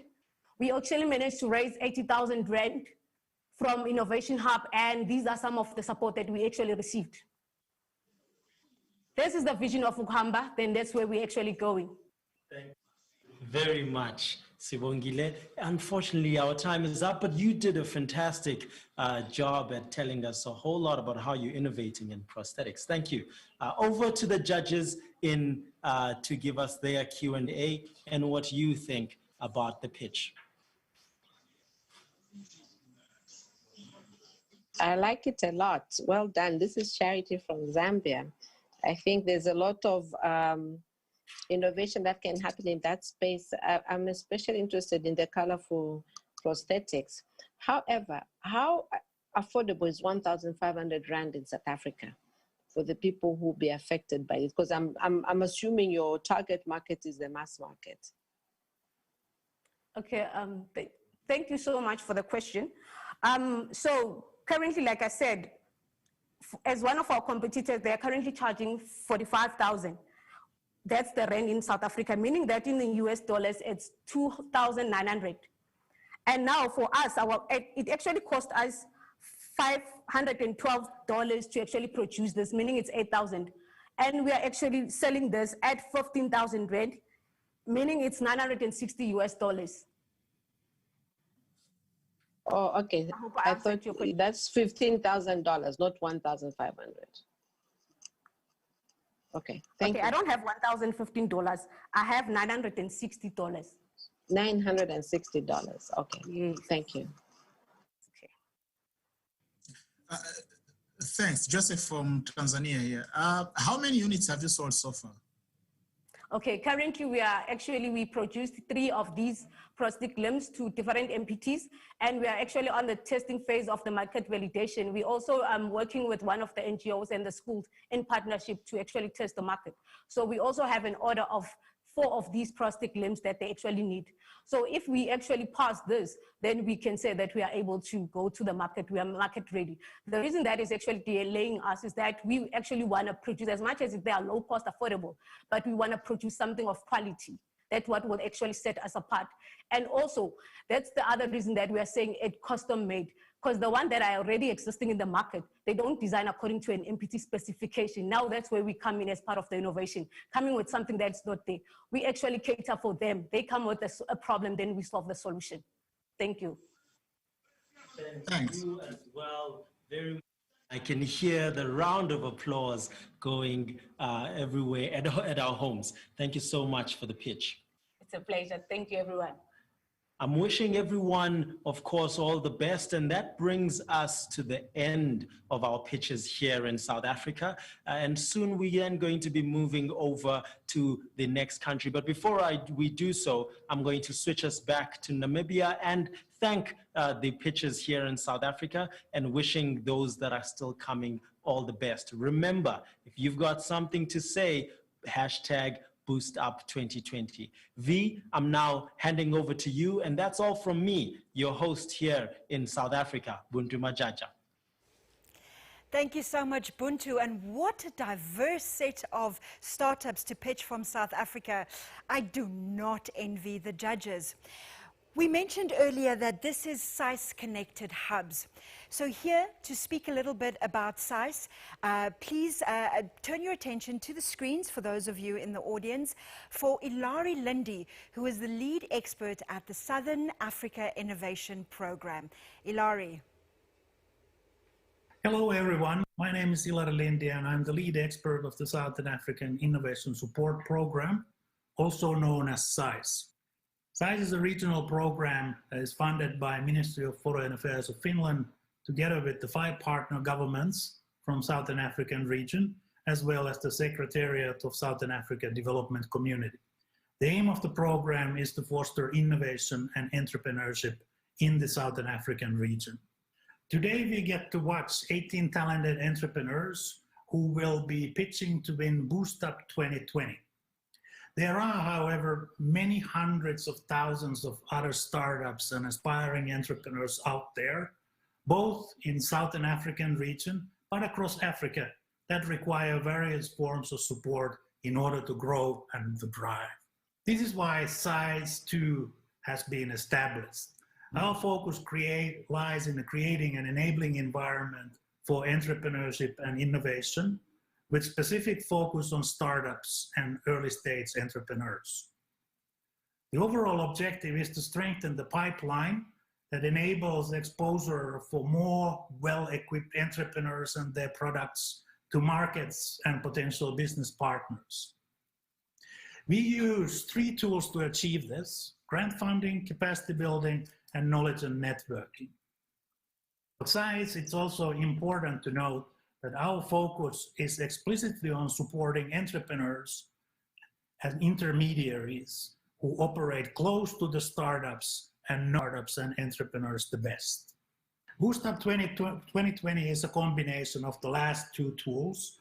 We are providing startups for 5 countries with training and networking opportunities, and this is done together with our partner hubs. And you who are watching this, you are now becoming part of the network that has been created for these startups in Southern Africa and even beyond. Today, 18 startups are competing, but they only make a small part of those 488 participants that participated this year for the competition in 5 SICE partner countries. Each of these startups have a vast potential to make an impact in their communities and potentially in the world, but they do require access to resources, knowledge, and opportunities. With this in mind, Boost Up gave these 18 finalists knowledge in the form of online incubation and training sessions that have been running since June. The sessions have been focusing on pitching and business skills that the startups can use not only during today, but in their operation when going forward and scale their business up. Trainings were provided by the members of our SICE Connected Hubs network, as well as other key role players coming from the innovation ecosystems within the SADC region and also beyond, for example, from Finland. It's our hope that the skills they have learned and opportunities that have been offered during the events, such as this pitching competition, will help these 18 startups, but also all those who didn't make it there today, to go from win to win with stronger business acumen and secure themselves more sustainable future. But there is still one more thing I'd like to highlight, as this is something that SICE really is heavily engaged in. Now more than ever, regional and international cooperation is a key driver for innovation. Therefore, SICE consistently strives to create cooperation opportunities for role players within SADC, as well as creating linkages that connects innovation ecosystems with specific focus on early stage entrepreneurs together, but also beyond SADC to the rest of the world, and in our case, of course, in particular to Finland. SICE 2 Connected Hubs initiative plays therefore an important role in that it's a network comprising 26 innovation support organizations and national governmental innovation agencies from 6 SADC countries. Connected Hubs today is a community with the common goal to exchange knowledge and cooperate across the borders in order to drive innovation and entrepreneurship, not only locally, but really at the regional level. Connected Hubs and several member organizations play a critical role in organization the Boost Up competition each year, and it is thanks to their continued support that we can say that Boost Up today is the only regional pitching competition of its sort in Southern Africa. Each of the connected hubs, member organizations, are ideally placed to help in outreach and dissemination of opportunities, resources, and knowledge startups critically need. They therefore deserve an extra bit of consideration when one is weighing up where one's support, for example, as a donor, must go. Innovation support organizations worldwide play a key role in providing knowledge, training, and opportunities, as well as facilities to early-stage startups to connect themselves, but also to the resources what they need. But support organizations, they also need assistance and cooperation from outside their own organizational structures, so they can themselves thrive and become even stronger player within their local, national, or even international ecosystems. African organizations, of course, are not exception to this rule. In short, we at the sites, we see that the future of African entrepreneurship is very bright. But all of us who are engaged in the ecosystems need to focus on giving entrepreneurs and innovation support organizations maximum exposure, necessary resources, and share the knowledge, and which in the end will be the key ingredients that provide opportunities for growth for local startups. Thank you for watching, and good luck to the startups, all 18, and hopefully even beyond, pitching today. Thank you. Bye-bye. Thank you very much for those wonderful words. If you just joined us, that was Ilari Lindy, the lead expert at SAIS, with some great words about the ethos behind SAIS and what they're trying to do. But it's back in it. We have got 2 more countries to go. So I'm going to cross over to Pamela in Zambia. Pamela, is Zambia ready to pitch?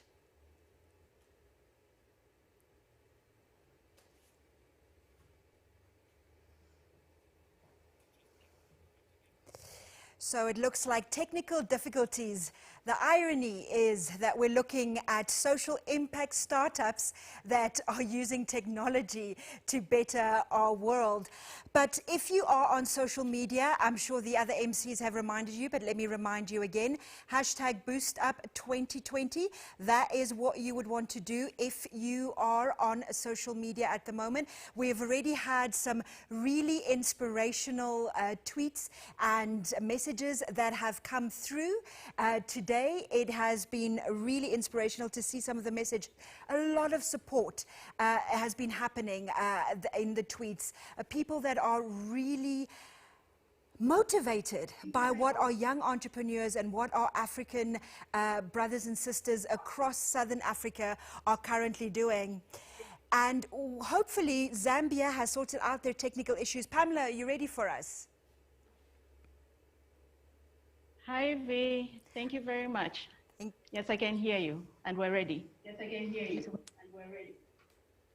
So, welcome to Zambia, to all those who are watching us live from the different locations.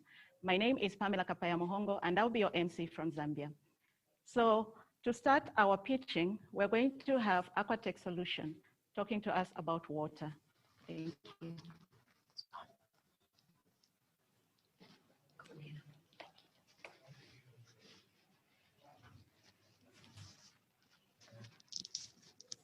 Thank you, Pamela.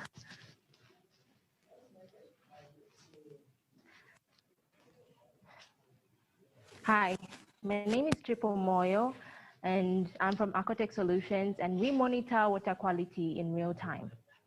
Now, fresh water makes up only 1% of all the water that we have on our entire planet. And a lot of organizations have to monitor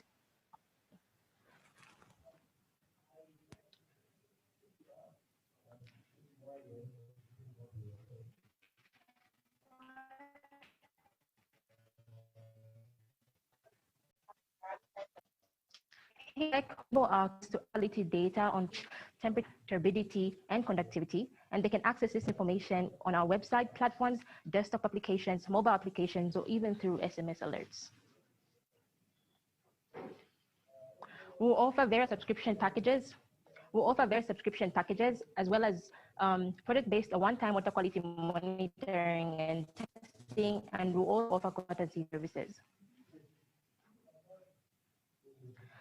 Any organization that needs to monitor water quality and for the sake of their industrial processes or for the sake of public health compliance needs to monitor water quality in real time. So our potential clients will include water quality companies and water utility companies, water and sanitation health projects, fisheries, mines, breweries, and so many more. Our team has combined experience in computer science, electrical and electronics engineering, environment, as well as business. We are currently in discussion with one of the biggest water utility companies in our country, and they have shown interest in working with us to monitor the water quality along their distribution systems. So we are soon scheduled to begin product development with them so that we can tailor our solution to their exact needs. We are also in discussion with an NGO called Africa Access Water, who's building boreholes for rural communities, and we have offered to provide consultancy services for them throughout the course of their project. Our ask is $100,000. This will help us to deploy as many nodes as possible across the entire country and across Africa as well, so that we can collect more water quality parameter details over time. It will also help us to increase the range of parameters that we monitor with our devices, and it will also help us to set up laboratories all over the country. So we hope that you will join us as we try to save our planet one drop at a time. Thank you.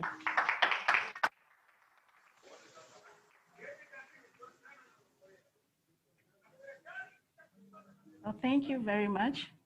That was AquaTech Solution, represented by Chipo Moyo. Our judges, any questions? Hi, Chipo. This is Charity Lumpa from Zambia. I'm afraid I missed the entire first part of your presentation. What is it that you are presenting to us today, and why would people want to use it?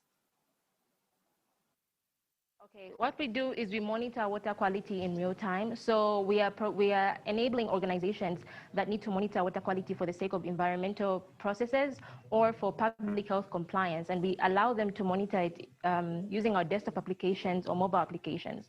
The current challenge right now is that a lot of organizations have to do this manually by sending field technicians to collect water samples and then test them in laboratories, and that costs them a lot of money and a lot of time. Okay, thank you so much. So what are you offering instead that is time consumed, that is avoiding the time consumption and the cost? We are removing the need for them to go to physical locations. Instead, what we do is we install our sensor nodes, and they are constantly collecting water quality data on several parameters, and it sends that to them using desktop applications or mobile applications. So anywhere they are, and anytime they can access this information instead of going physically to the locations.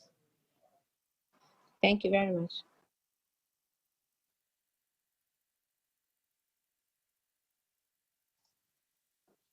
Thank you very much for that presentation. This is Ananth Ram from Botswana. Could you explain a little more behind, I mean, as you said, right now, the way it's done is samples are collected and it's taken to a lab. But you're saying that your device is able to do all of that in situ, on site, and give real-time data. I mean, have you tested this, the science behind this? How does it work? That, you know, science, water testing is a well understood area. So I'm quite surprised to hear that people are taking it to a lab, whereas you're able to do it in situ. So has this been tested? And how confident are you that you'll be able to do that to a great degree of confidence? Thank you. That's a good question. So we're actually going to begin product development with one of the utility companies. So that will help us to just validate the idea. Otherwise, our prototype has proven to be able to collect water samples. They'll be permanently placed on certain locations. So sensor nodes are placed in certain locations in water, and those sensors can collect that information and send that on a web-based platform where, using a dashboard, somebody from wherever they are can see what the levels of pH are, what the levels of temperature, and things like that. Thank you. Thank you very much, AquaTech Solutions. Thank you very much, Chipo. Thank you, Pamela. Okay. So that was AquaTech Solution. And as we all know, water is life. I don't know how many of you can live without water. So as we go to the next pitch, we're going to have Dawa Health Clinic talking to us about maternal health. Those of you who are following us online, we ask you to please use the hashtag BoostUp2020. Those are in capital letters. I'm so excited about this event. I hope you are too. Dawa Clinic. Thank you. Take the show.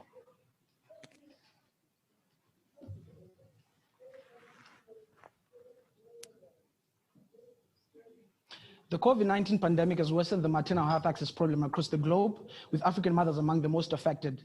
This is the unfortunate story of my cousin Mbai and millions of other African mothers. So can you imagine that more than 70% of African mothers don't have access to good quality maternal health? That's more than 5 million mothers in our target market. It's unacceptable that 13 plus mothers, just like my cousin, are dying daily from preventable pregnancy complications. So at Dawa Health, we've come up with a digital health solution that's empowering mothers to receive remote maternal health while guiding them throughout their pregnancy. It's accessible via smartphone app, an AI-powered chatbot, and for mothers without access to smartphones via USSD SMS app. So how it works is quite simple. We are directly supporting a community healthcare agent. We provide them with a Dawa kit that empowers them to support a group of mothers. But on top of that, the mother gets the information they need directly from the system. So this is my superstar team with over 25 years combined experience, ranging from medicine, computer science, business admin, and finance. Also have a very strong advisory board to help us with our implementation plan.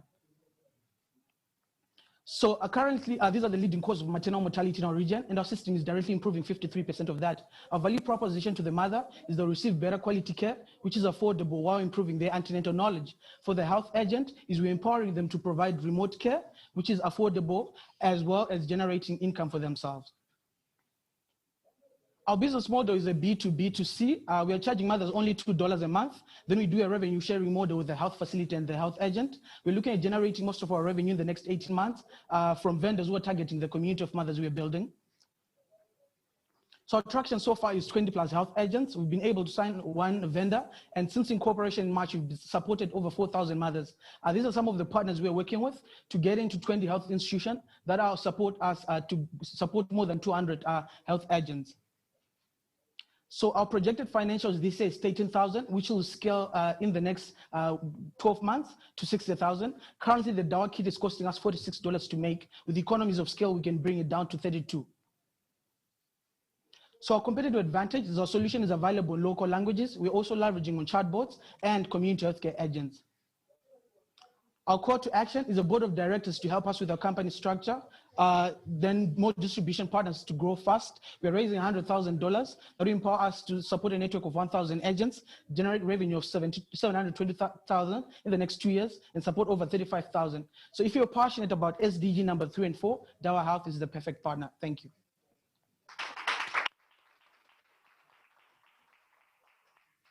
Thank you very much, Dawa Clinic. Thank you, Pamela. That was a great pitch. So we'll cross over to our judges for any questions, comments on our picture. Yeah, absolutely. Great pitch, and thank you so much, because really maternal death is a great problem in this country.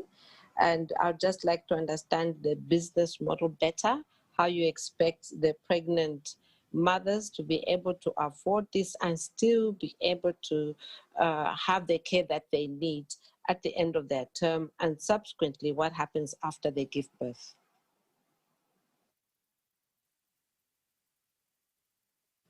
I'll keep Charity for that.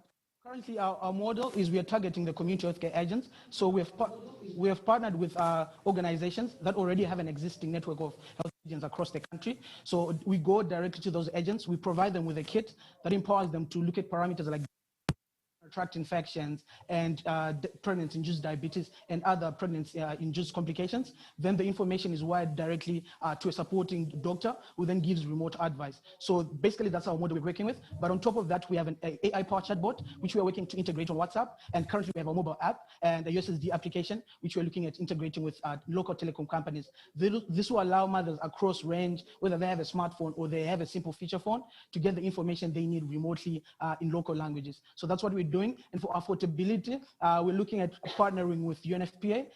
We're in advanced stages talking about that so that they support mothers who are coming from marginalized communities where they don't afford the price tag we have attached to the service. Fantastic, thank you. Yeah, Joseph from Tanzania here. A follow-up question on that. Very good pitch by there and very relevant. I just want to find out, like in most African countries at the moment, they are providing similar service for free. And so, and you're going to be charging a fee for this, and the fees paid by the mothers. How are you planning to compete with these free services that are being provided by governments? Okay, so in our target market currently, there's no such service that's empowering mothers in marginalized communities. So I was fortunate enough to be in one of the rural areas where I was talking with the mothers and health agents there. So we're putting a price tag to that to just maintain the system. But most of our revenue come from vendors who want to generate, want to target this community of mothers with either their services or products. Those are the people who are going to be charging a fee to be reaching out to this mother. So that's the business model we have currently. Do I have 10 seconds to have this one? Is there a way to measure the success of your solutions as a correlation with maternity mortality rates? Yeah, I think we do have parameters we're going to be looking at to see the success of, we partnered with we're in the advanced stages of talking to one of the NGOs who are linking local services to external aspects outside the country. So we're going to be doing a follow through with the patient from the time we are monitoring them during their antenatal to the advice they'll be getting from doctors, then even post-natal and after they have given birth. So we want to do a follow-up of seeing how are we reducing maternal mortality and how better are we improving the antenatal knowledge. So personally for us as a company, we're going to be doing a questionnaire or focus groups when the patients come into the system. Then we do a follow-up focus group after, so that we see how much we've improved their antenatal knowledge and just maternal health. So that's what we're doing. Good job. Good job. Thank you very much, Dawa. Thank you, Vermela. Okay. So that was Dawa Clinic. And to those who are still following us online, don't forget the hashtag BoostUp2020. And also share this with your social media networks. And to kickstart the last pitch from Zambia, we have Catherine Milling representing Nature's Nectar. Just a reminder to our judges, please don't forget 2 judges for the Q&A session. And the pitchers have 2.5 minutes to pitch and 1 minute to respond to the questions. Thank you. Thanks, Pamela.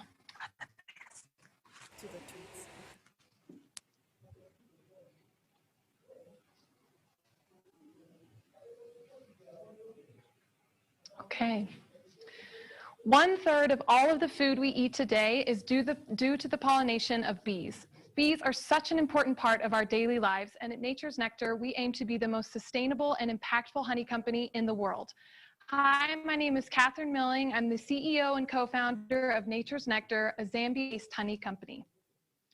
Traditional-based beekeeping in Zambia is a tradition that dates back to centuries, but unfortunately, due to the growing market and its contribution to deforestation, it's no longer a sustainable practice.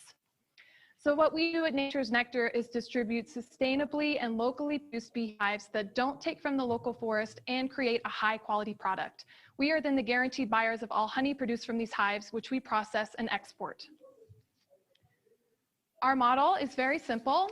And we're able to create all these wonderful impacts that include an annual income increase to the most vulnerable populations in Zambia, protection of local forests, increase of women empowerment and involvement in a male-dominated activity, and the production of a low-impact and sustainably produced product.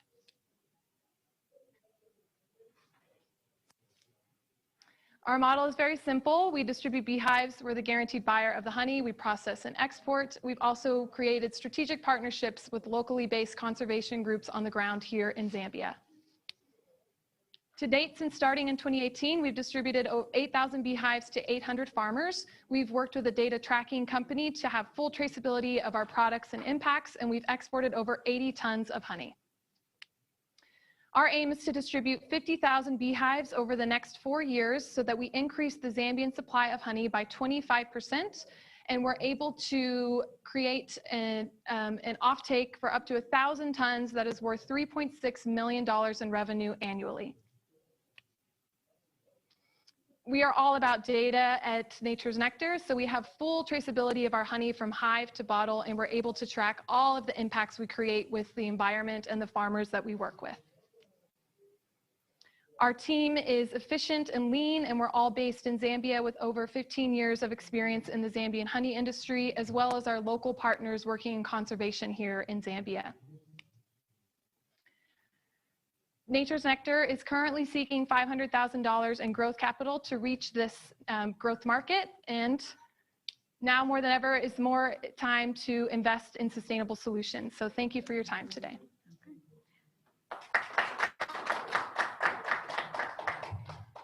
That was Nature's Nectar, represented by Catherine Milling from Zambia.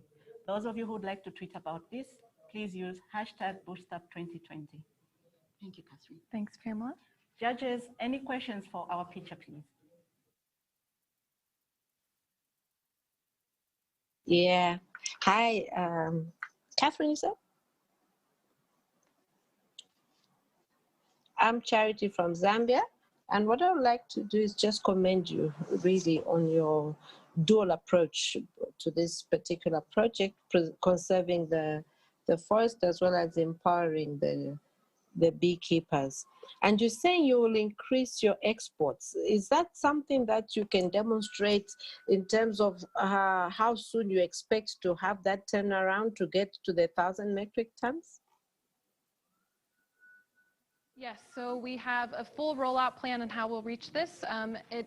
The timing goes along with how the production works in the honey cycle. So we have a plan to scale in that 4-year period to reach the 500 tons a year. After that, we'll be able to scale to reach the full 1,000 tons a year. Thank you very much.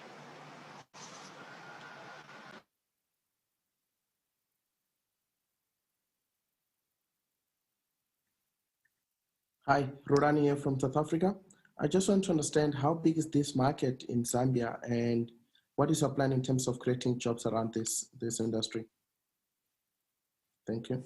Currently, Zambia produces around 2,000 tons of honey annually. Almost all of it is exported.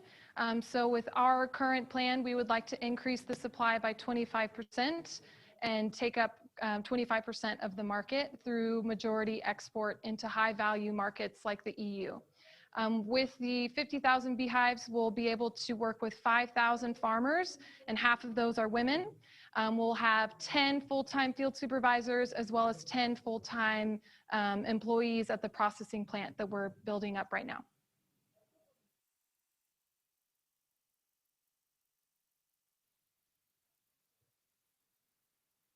Thanks for your time, everyone. Thank you very much, Catherine. That was great. Thanks. Well done, Zambia. Thank you very much. That was Catherine Milling representing Nature's Nectar Zambia. Before I hand over to V, I would like to just encourage everyone to share their comments, questions, or anything else that they would like to ask or find out from our pitchers, AquaTech Solution, Dawa Health, and Nature's Nectar, by also attaching the hashtag BoostUp2020 in capital letters. I'll hand over to V. Thank you so much, Pamela, and thank you to all of the pitchers there in Zambia. Some interesting innovations coming out through the Southern African region. Now, we spoke earlier about some of the prizes, the grand prize being with our partners, Damola Global, who are going to take the winning pitcher over to Finland, and they're going to introduce them to key players within the ecosystem there. Fantastic prize. And then we briefly spoke about Think Africa, another one of our partners. Now, their prize is quite interesting.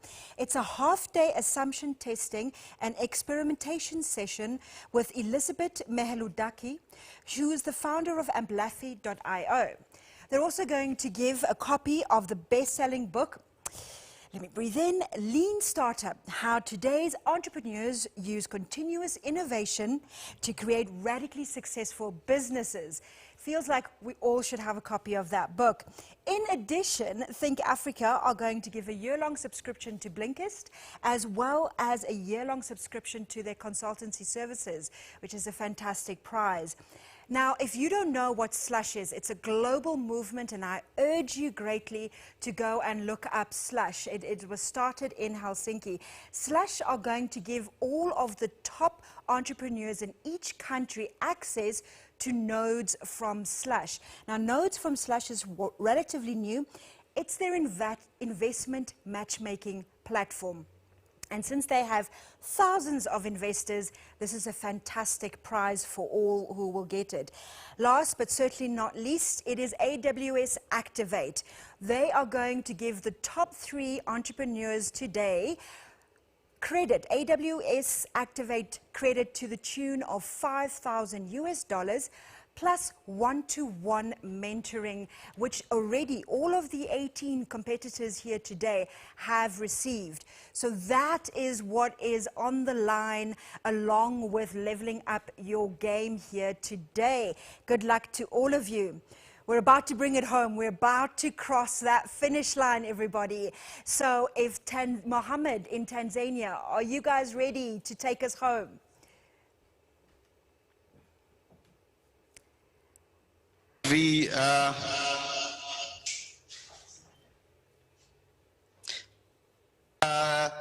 So super excited to hear all the solutions, and congratulations to all the startups that have pitched so far. It's really exciting to hear all these solutions that the young entrepreneurs are making from all over Africa. My name is Mohammed, and I'm the programs manager for Seed Stars in Tanzania, and I'm here to take you through the startups that will be pitching directly and representing Tanzania. In total, we have 3 startups pitching from Tanzania: Huduma Smart, Medicare, and Novfeed. And to start with, I'd like to welcome the founder and CEO of Huduma Smart, Ms. Balbina, for a 2.5-minute speech.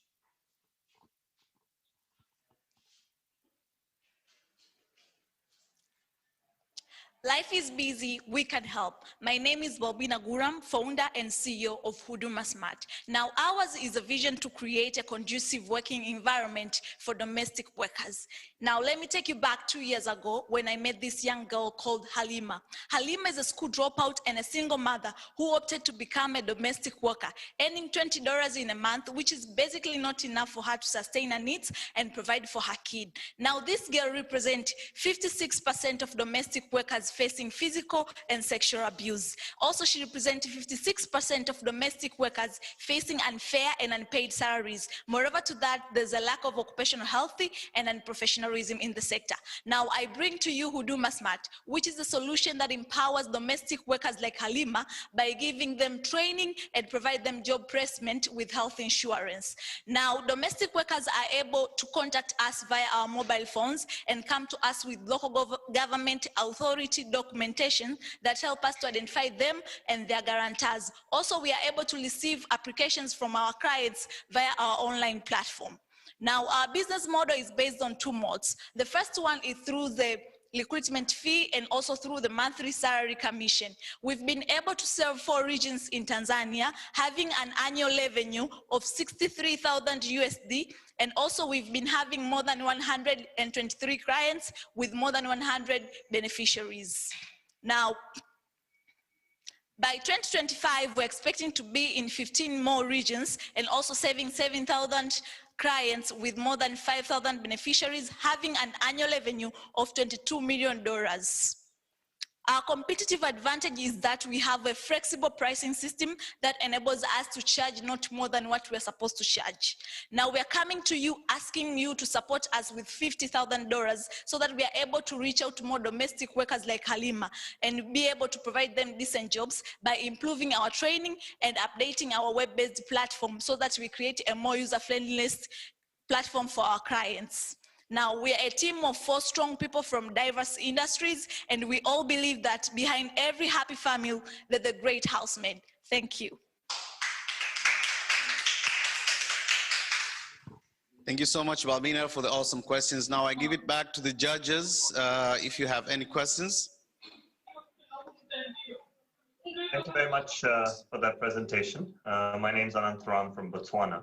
I just want to understand why a household that's already using sort of underpaid helpers would choose to use this service. Because I'm assuming anyone choosing to use this service would already believe in paying their staff properly, would have a sizable budget for their helpers, in which case those helpers are already getting, they shouldn't be facing the kind of issues that you listed. Thank you.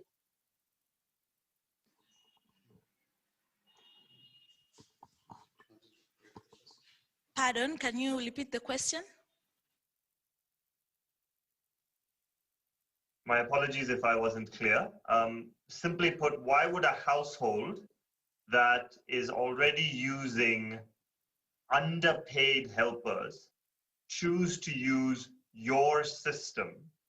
Because obviously there's a much higher cost to it, and for them, they are saving money doing illegal labor practices. I assume the households that would use your system would already be paying their helpers properly. So by using our platform, users, our clients are able to get a safe and reliable and guaranteed service compared to the normal services that they get from the informal domestic workers. So from us, you'll be relieved from several pains, such as the occurrence of theft. Like if you have an informal domestic workers, most of the time you'll be facing issues like theft cases, and also having a domestic worker from Huduma Smart helps you to get away from the issues such as children being the victims of kids mistreatment from domestic workers. But also in case your domestic worker falls sick, so for our company, we provide health insurance such that we are helping you to not occur the costs that are supposed to be paid for medical cares. So all of those add up value to our services. Thank you very much. Hi, it's Joshua from Finland again. A very, very amazing pitch. I see you guys have an ongoing business already. You already have $63,000 in revenue. However, my question would be, what is the biggest challenge that you see your company facing as of today? And do you think you can find partners, for instance, in Finland or somewhere else? And how you can take advantage of this opportunity of meeting the judges and the connections here today? So the great opportunity behind Huduma Smart, it is that the demand is very high in Tanzania and probably in everywhere in Africa. So for us, like now, we are not being able to meet the demand because of the facilities that we have. We are able to recruit and train only 10 girls in a month, which doesn't give us the chance to be able to fulfill the demand in the market. But if we are able to get more training facilities and also get the accommodation facilities for these domestic workers, we'll be able to get more girls, train them, and provide employment for them. So there's an opportunity in the market, but our challenge is that we are not able to acquire more girls and be able to facilitate the training for them all. That's our challenge. Okay, great. Thank you. I think so. Thank you so much, Balbina, for the awesome presentations. For all of you watching us from home, please do not hesitate to share your thoughts with the hashtag BoostUp2020. You can share it across Twitter, Facebook, LinkedIn, and Instagram. Now, next up on the stage from Tanzania, I'd like to welcome Mr. Desire, who represents Medicare, the Chief Operations Officer for Medicare.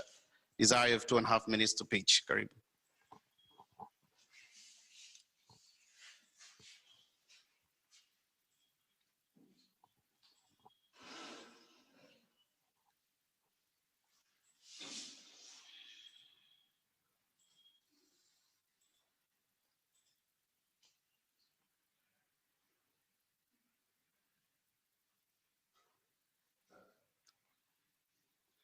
Hi, We're Medicare. We help patients find and book appointments with doctors in Africa. So for a patient to book for an appointment today, they have to call and travel between subsequent clinics, only to find out that they're supposed to have booked an appointment 1 week in advance. And this actually delays care for more than 10 days. And on the actual day of the consultation, they usually take 4 hours in queues waiting for the doctor, which is very frustrating and inconvenient. So we came up with a solution. That's the reason why we came up with a solution that is simple for patients and efficient for clinics. First is a mobile application where patients can find and book appointments with doctors in 3 simple steps. First, they search doctors by their name, location, and type of insurance. And they can compare doctors depending on the ratings and reviews and their availability. And thirdly, they can instantly book from our application. And we also offer doctors in clinic a SaaS platform where they can go online, add their schedules, manage their appointments better, and serve more patients. And with over 3.5 billion appointments booked in Africa, we're in a $60 billion market. And while this market is 4 times bigger than hotel booking, yeah. So in 1 month of our beta launch, we've had $1,200 in revenue with a growth rate of 45% week over week. And our solution works best for patients because we offer convenience and because they can book online. And for clinics, we provide them with efficiency and automation where they can save time, and it's 50% cheaper for them than the manual methods of handling appointments. And we make money through subscription models whereby we charge doctors $20 a month and $99 for clinics.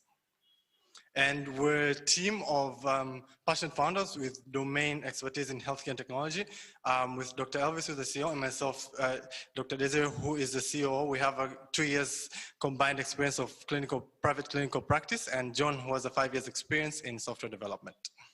And we're raising $150,000 to achieve our milestones in 6 months. And we have exciting new features coming soon. We're launching our medicine ordering feature, and would like to welcome you all to accelerate our mission to improve access of healthcare in Africa. Thank you.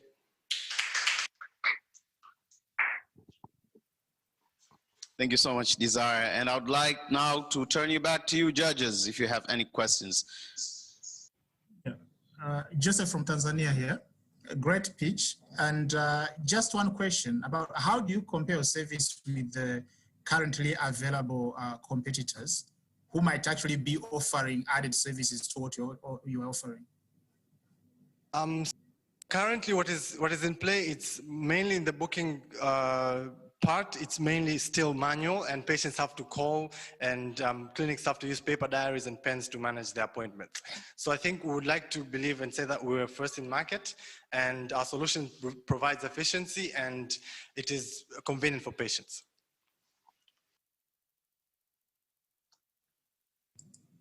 Ananth Ram here from Botswana. Thank you for the pitch. A critical part of your success is obviously having enough doctors and clinics and having enough customers, so to speak, when they're all your customers, so patients. So the patients will come if you've got doctors, doctors will come if you've got those patients available. How many do you have currently registered on your system, and what are you doing specifically to try and acquire these 2 groups, because each one needs the other to grow your database? So currently we have 250 users with 100 bookings already, and we have 40 doctors onboarded on our platform. And what we're doing to acquire more is, being doctors ourselves, we're using our networks just in the beginning. And for patients, we're working hand in hand with clinics, providing them with support while they use the SaaS platform that we provide. And in that way, we're symbiotically growing both supply and demand at the same time. Thank you very much. Thank you. Thank you so much, Desire, for the presentation. And you could also share your thoughts on what you think on the 2 pitches we've had so far on social media with the hashtag BoostUp2020. And now for our 3rd and final presenter from Tanzania, coming over all the way from Norfolk, Miss Diana. You have 2.5 minutes to pitch. All the best.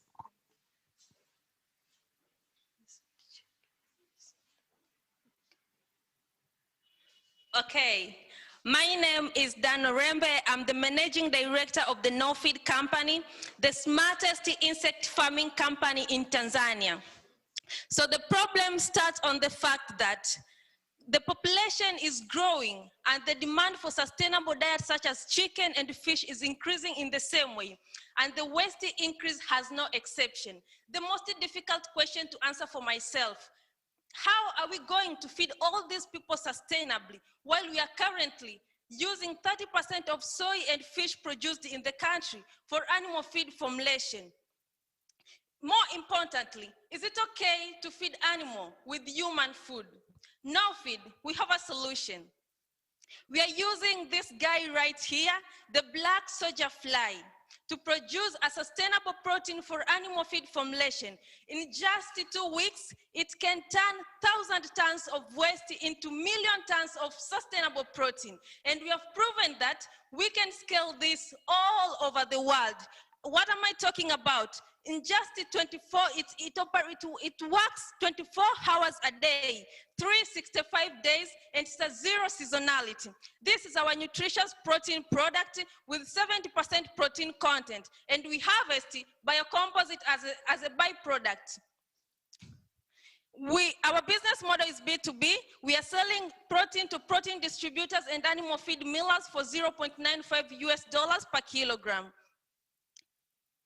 So we have a very huge market with our focus in Tanzania, which is the protein market size is worth $38 million. Norfolk, we intend to capture the 10% of this market share just in 5 years. We have already signed a contract with 5 distributors, and we have 15 more distributors on our wait list. So our unique value proposition comes from affordability. Our protein is 30% cheaper than fish meal. It has a high protein content. The 70% protein content compared to fish meal, which has 43% protein content, it is easily digestible because of the low ash content, but also we are reducing carbon dioxide emission. We are saving tons of carbon dioxide. So far, we started in 2017, and so far we have been able to complete R&D, and we are on the commercialization stage. We are asking for $125,000 to be able to scale up, and this is our dream team. Thank you, Dan. Unfortunately, time is up. I'll now have to turn back to the judges for any questions. Judges, you have 2 slots to ask questions to Diana.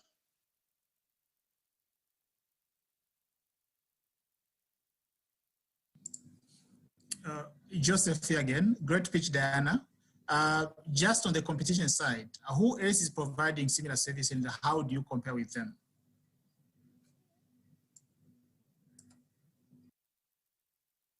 Currently, we don't have our competitors who are producing, protein content such as, black soldier fly larvas. The only person who is producing black soldier fly larva in Tanzania is not selling for the domestic market, is targeting the international market. So we are competing with those who are selling fish meal and soybean meal, of which they're environmentally destructive, and we have a very high opportunity to take over the market.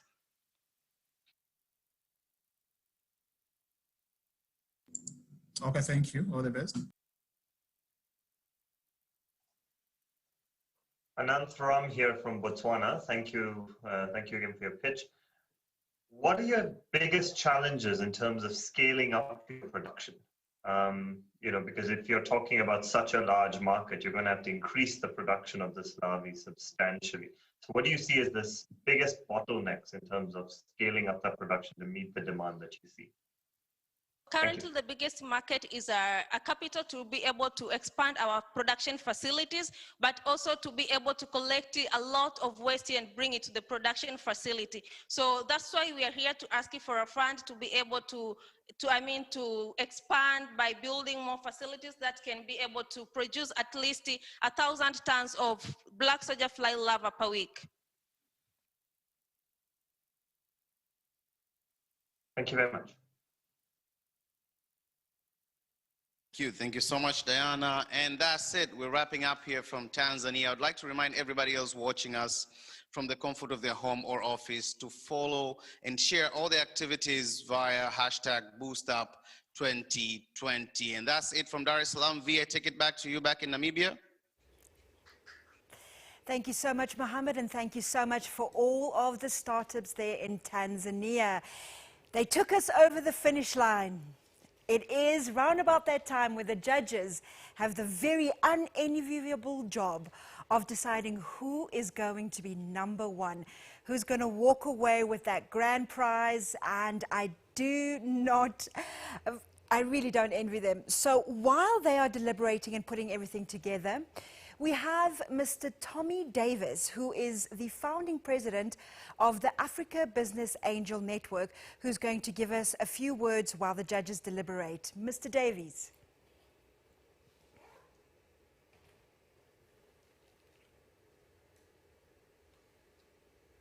Hiya. Hiya. I'm here. Great, sir. How are you? I'm very well, and yourself? Good to see you. I thought I'd have a few words with you about the African opportunity as we see it, and how unlocking capital for early stage innovation is being made possible.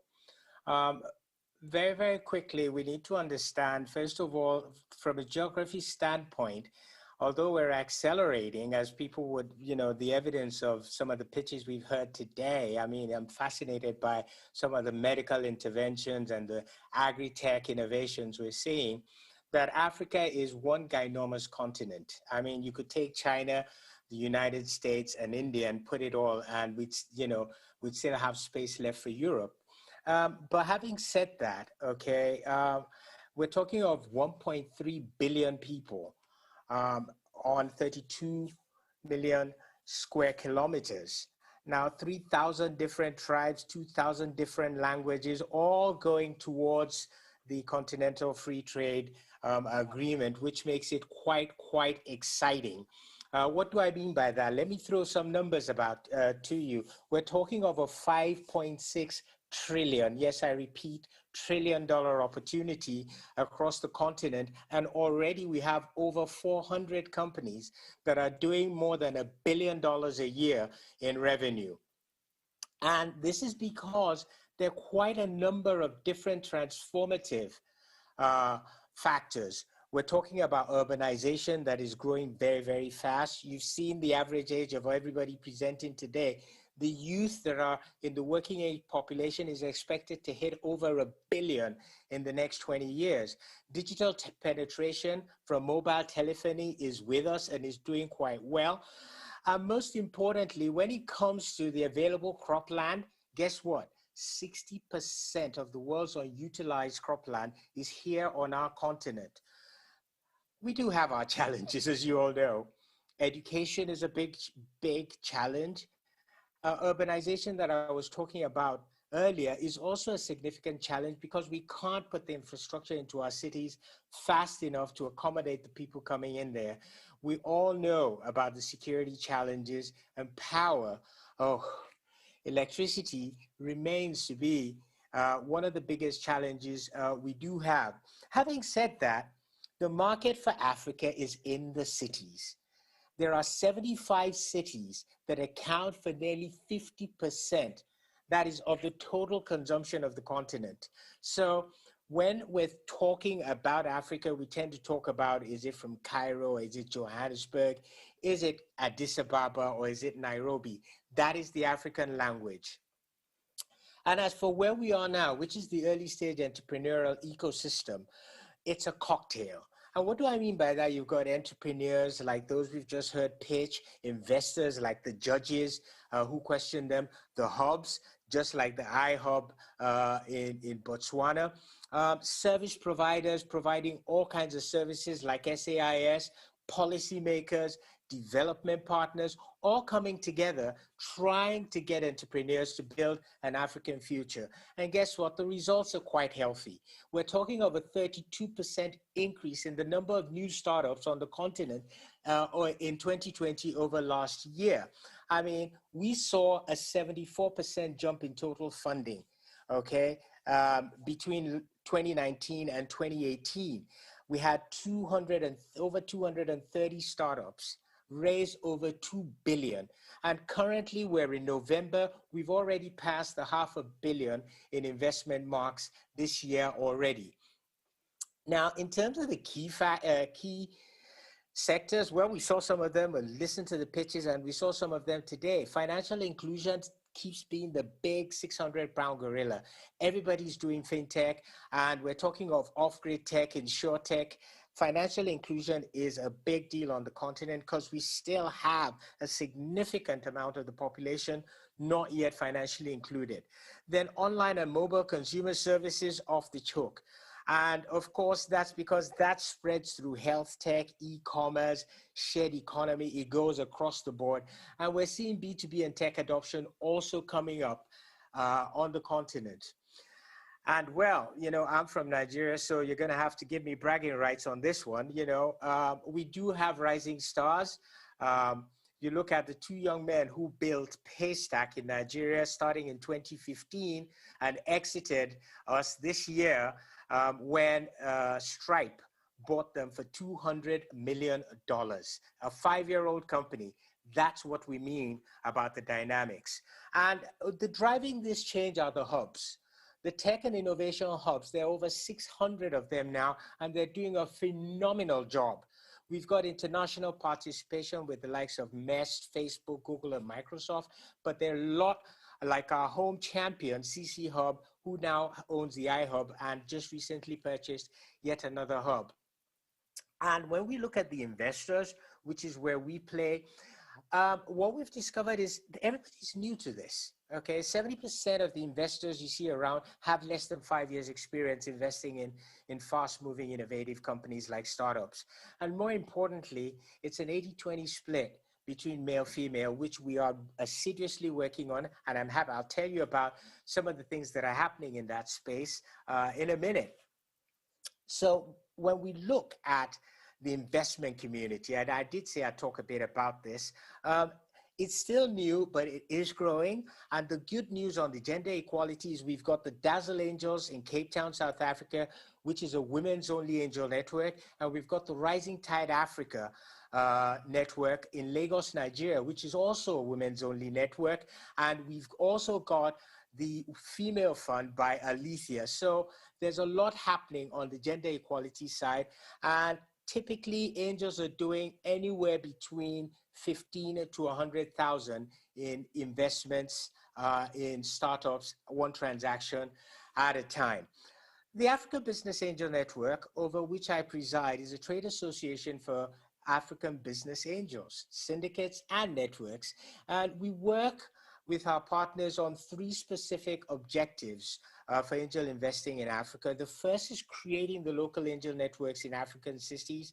The second is being sure that best practice professional services is occurring in these angel networks.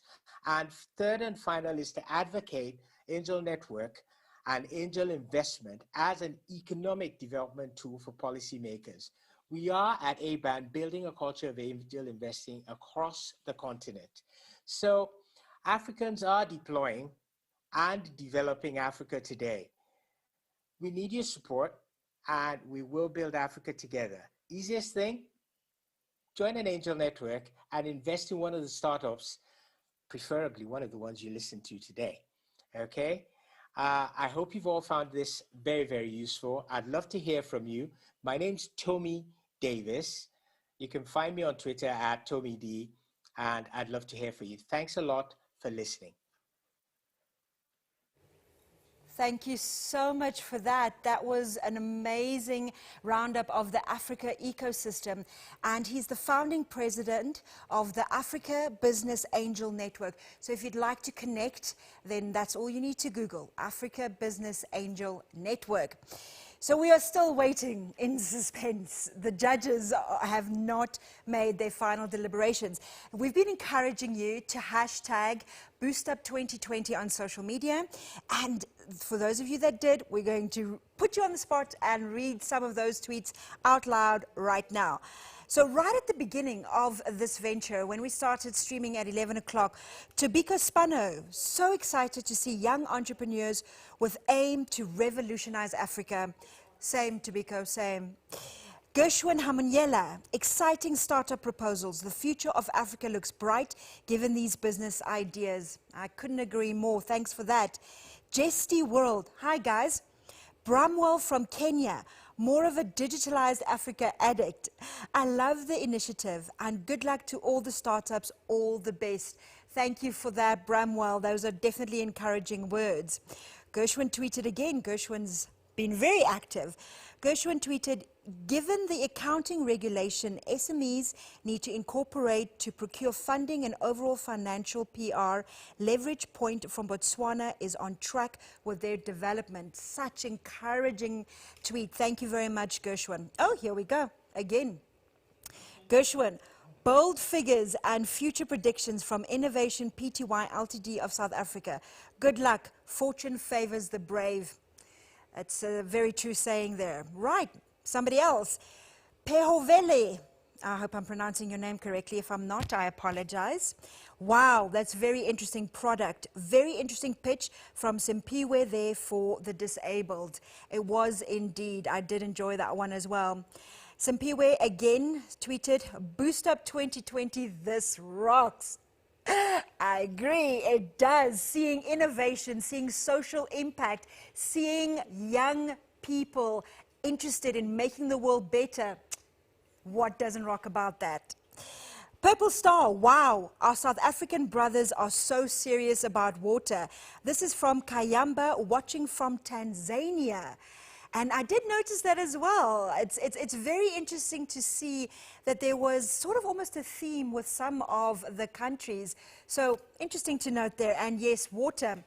They say that water potentially will become the new gold in the future. That's conspiracy stuff, so we'll move on to the next tweet. Matimba Chungu, well done Team Zambia, rooting for you. Thank you for that. I'm sure Zambia is very pleased with your encouragement. So Natasha Hain, the pitches from Africa are truly innovative. I couldn't agree more, Natasha. Then we've got Obi von Manyandu. I hope I'm pronouncing that correctly. Diana is obviously an entrepreneur that knows her business field. Good job. Fantastic. Eric Nestrom, thanks for an excellent event and an exciting pitches. They were quite exciting. Some of them, you know, there's always technical things that happen backstage, and then I had to stop and I'd be like, huh, okay, maybe I can use this. So yes, very exciting pitches. So that wraps up some of the social media commentary. You can still comment 2020, so hashtag BoostUp 2020. You can still comment and we might still have time to read one or two tweets. Now, something that Mr. Davies said that really stuck. If you are out there and you really believe in one of the pitches, we highly encourage you to reach out and speak to them. You don't know, you could have a skill that they might need. It could be monetary. But one of the biggest challenges in the past that innovators in Africa have had is investors that are needed, that are sorely needed. And SAIS Connected Hubs and some of the other programs that SAIS do are fantastic in connecting real innovative groundwork with investors that can scale up their businesses. Now, we would like to thank all of the Master of Ceremonies or MCs from all the different countries. You guys were fantastic in representing your entrepreneurs and startups. I mentioned earlier that SAIS works with local stakeholders, and a lot of those stakeholders are within the science and technology field. And here in Namibia, we have NCRST, the National Commission on Research, Science and Technology. And to just briefly speak to us about why NCRST is involved in the Boost Up here in Namibia, we have Ms. Loviso. Loviso, can you join me here on stage? There we go. Yes, thank you, V. And not really thank you for putting me on spot. Thank you. Well, I'm Lovisa Emmanuel. I'm from the NCRST, that is the National Commission on Research, Science and Technology. We've been part of this Connected Hub network, and we are proud to say ever since we joined in 2017, we have seen growth in our entrepreneurs and startups that participate in this program. And the good thing about that is not only that innovators and startups that are benefiting, but the connection that we get from this network also translate to our researchers. Sometimes when our researchers are participating in other European research proposal challenges, they are required to have partners from Southern African network. So therefore, this Connected Hub network have really helped us in that we are connecting researchers as well as innovators. So as for NCRST, our local mandate here is to facilitate research, science, technology, and innovation. And that is the main reason for NCRST to join the Connected Hub network. So in that way, we are really talking to our mandate and fulfilling what government has set us up for. So to our innovators and startups that have participated today, please, you are all winners. We're only going to award one winner, but I'm sure you have learned throughout this journey of 6 months you have been in the program. Please value the knowledge that you have gained, and that is the knowledge that is going to advance your business to the next level that you're aspiring to be. And I think that is the same, not only to Namibians, but also to other startups that participated from the 5 countries. And really, I'm proud of you guys. Thank you so much. Thank you very much, Lovisa. And didn't she do absolutely excellently for being put on the spot? Now, one could be forgiven in saying that SICE2 connected hubs have been around for a while, but they actually haven't. So as Lovisa mentioned, in 2017 they officially started, but 2018 they launched. Now at the end of 2018, let me get my facts straight here. They had grown their network to 10 organizations across 10 organizations to 20 members across 6 countries. So within the space of a year, they'd gone from 10 as the startup to 20. By the end of last year, by the end of 2019, they had built bridges with 20 business development support organizations across 7 countries and had supported over 500 early stage entrepreneurs. And they've strengthened 24 early impact driven startups. Now, that was in the space of 2 years. Can we imagine what's going to happen within the space of the next year, within the space of 3 years, 4 years? It's exciting to watch this program develop and grow our local talent. Now, one of our sponsors is Think Africa. You heard from them before, but I do know that some people have jumped on and off.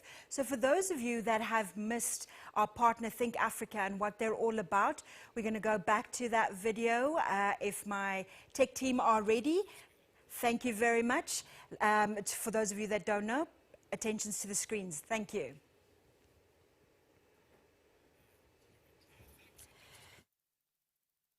Think Africa is a non-profit and non-governmental organization that was founded in 2014, and it was started by a group of students who were moved to make a change and break the stereotypes that, especially in Finland, Finnish society had of Africa and of African people, as well as support the integration of the African diaspora into the Finnish society. Think Africa's mission or activities, I would say, focus on 2 aspects. On one hand, we focus on empowering the African diaspora in Finland and hopefully even wider as we go along.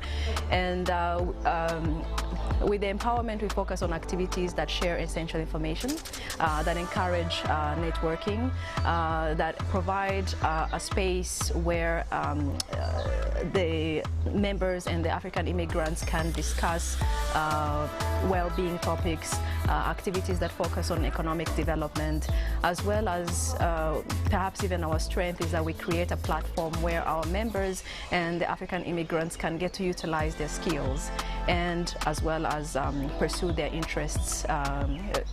Think Africa's vision is to create a platform where members and African immigrants can come and fulfill their potential. And another aspect to what Think Africa does is that we do think about Africa. We do want to take part in its development and growth. And with this, we have activities that where we collaborate with companies or organizations that are involved or doing activities on the continent. And we collaborate and also take part in development there as well, and carry out projects that support the growth of especially maybe startups. We have been focusing on that, but also we want to do more in that area. And a lot of these activities we do throughout the year, but it's mostly during our annual flagship event, Think Africa Week, where these two aspects get to combine, and we have the biggest Africa and Africa Diaspora inspired gathering in Finland during Think Africa Week, usually in November every year.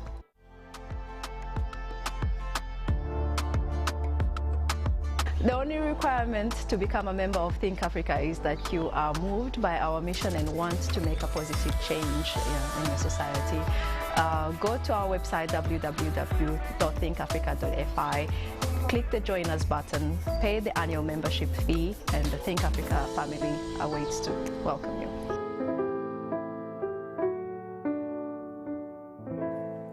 Thank you very much. So for those of you that didn't see it before, that was our partner Think Africa, who is sponsoring a very interesting prize. Just a rundown of the prizes that are on the table today. Demola Global is our partner over in Finland, and they're going to take the winning entrepreneur and for an entire week, and they're going to match them with key strategic ecosystem players within Finland that are suited to their needs. And we mentioned before, Finland has an amazing entrepreneurial ecosystem that actually came about with the collapse of Nokia. It's a fascinating story. I highly recommend that you go and read up about it.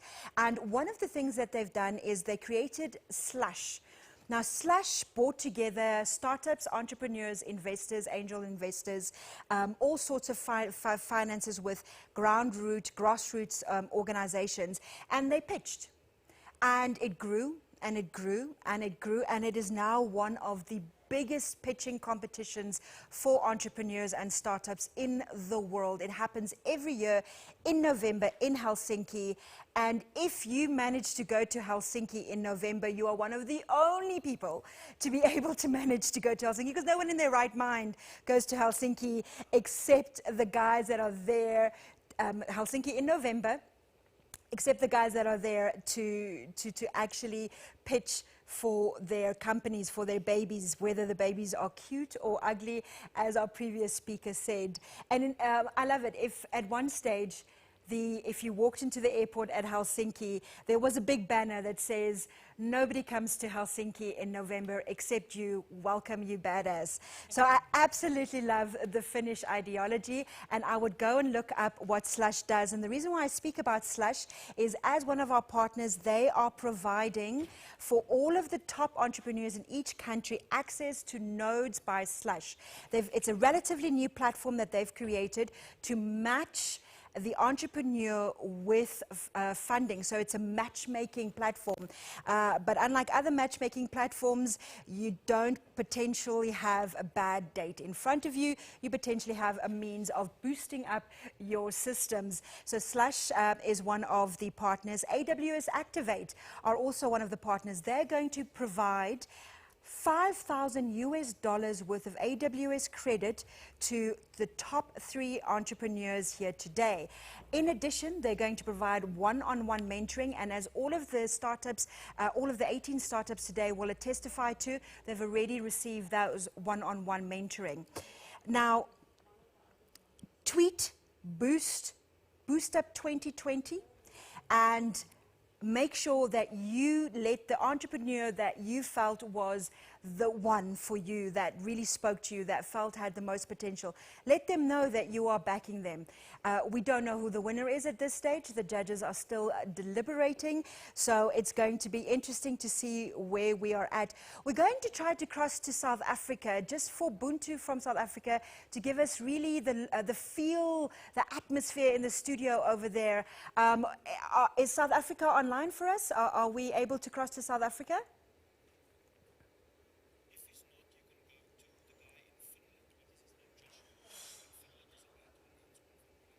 Okay.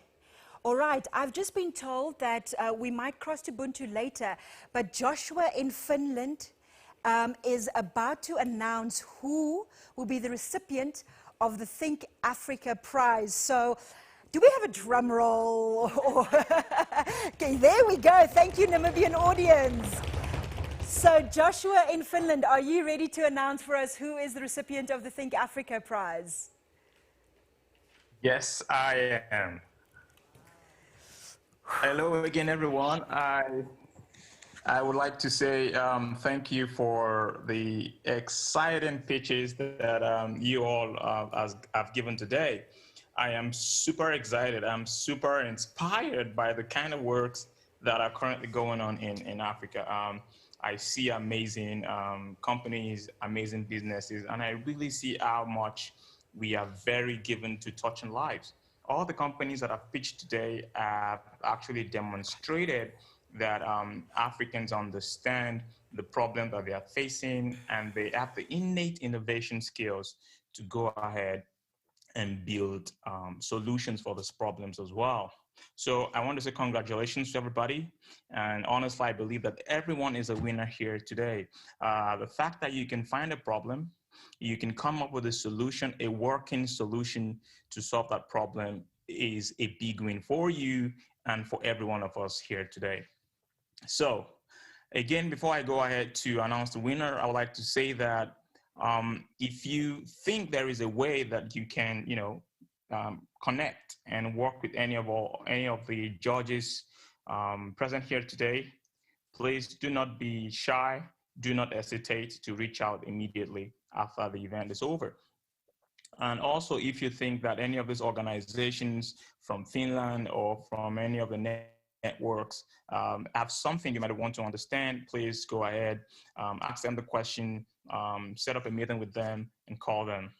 So it's time to go ahead and announce the winner.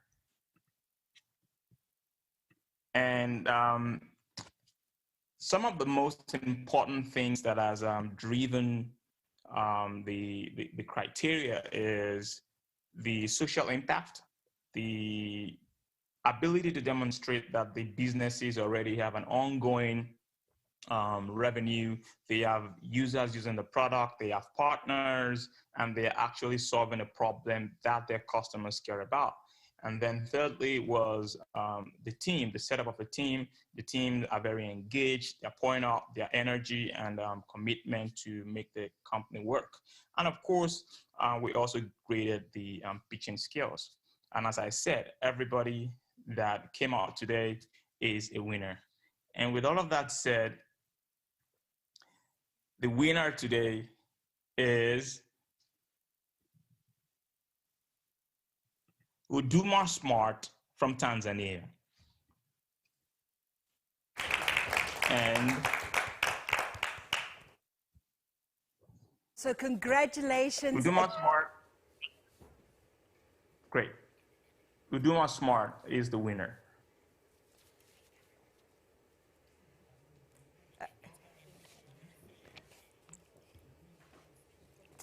So congratulations to the Tanzania winner of the Think Africa Prize. Right now, we are going to go. So the winner, there's the winner on the screen for those of you that are watching in the audiences. If you can turn your attention to the screen. Okay. So right now, we would like to announce the Node/winners. And the Node/winners are, of course, going to have an amazing opportunity to match up with some investors. Are we ready? So the Node// is the top entrepreneurs in every country. And the top entrepreneurs in every country, starting with Botswana, is, I'm hoping I'm pronouncing this correctly, is Lodile Nkala from Doctors eConsult.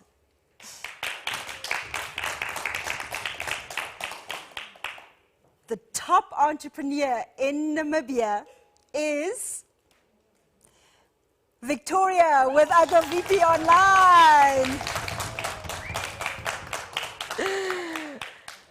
In South Africa, I hope you're ready, South Africa, because your top entrepreneur, according to the judges, is Keenan Lawrence with SOG Water Solutions.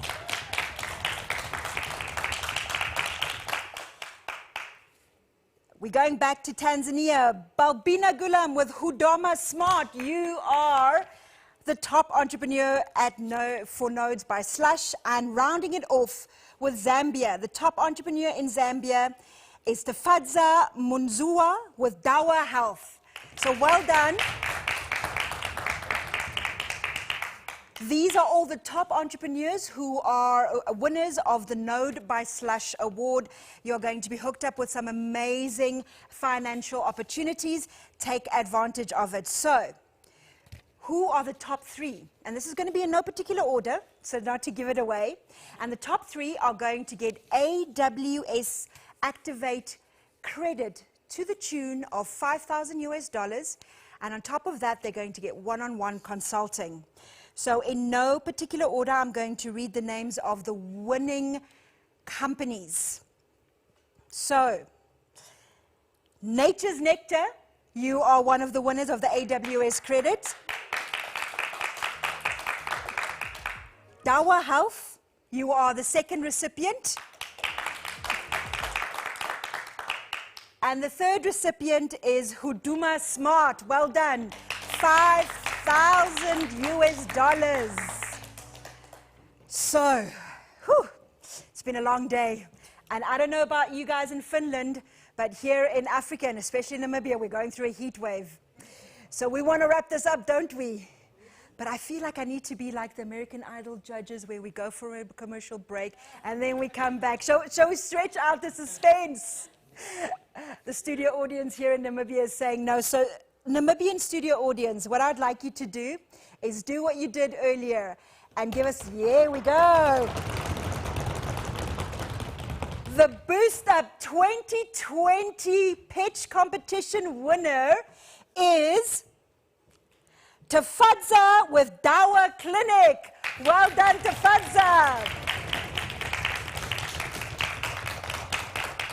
So hopefully we've got them on the line so that Tafadza can give us a quick 2-minute speech about being the winner today. I'm more than positive that Tafadza is probably all can't talk right now, but we're going to have to ask you to step up once again and show us what made you the winner for Boost Up 2020. Are we ready to go to Tafadza? Tafadza, are you there?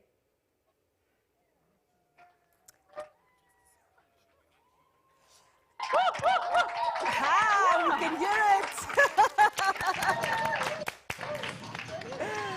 Take it away, Tafadza. 2 minutes. Oh, Congratulations. Thank you, Pamela. Thank you, everyone. You can take it up. Yeah. Okay, we're really honored. Thank you, Boost Up. Thank you, all the partners we've had up. My core team members from Zambia. It was amazing. The experience was amazing. My teammates, I have one of my teammates here. And, some of our mentors, they've been really vital in getting us to where we are right now. And, we're just grateful for the opportunity. So thank you, everyone. It was a pleasure. And thank you, Ambassador, and everyone.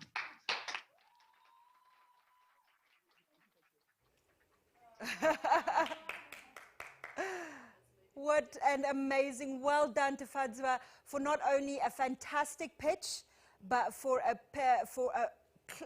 innovative solution. So that is it, ladies and gentlemen. Thank you so much for staying with us. I love my vintage audience. So what I would highly recommend for all of you, just before you log off, please make sure that you go on to SICE program, that's program with MME.org, so that if you are an aspiring entrepreneur and you want to be in the place of our Zambian winner, the top Boost Up champion, then the rounds start very shortly. The applications, as we said, 400 people applied, 18 made it.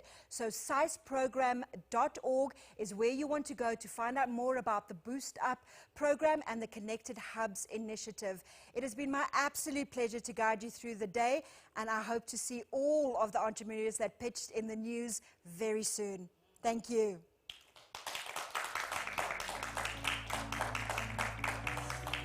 Ah!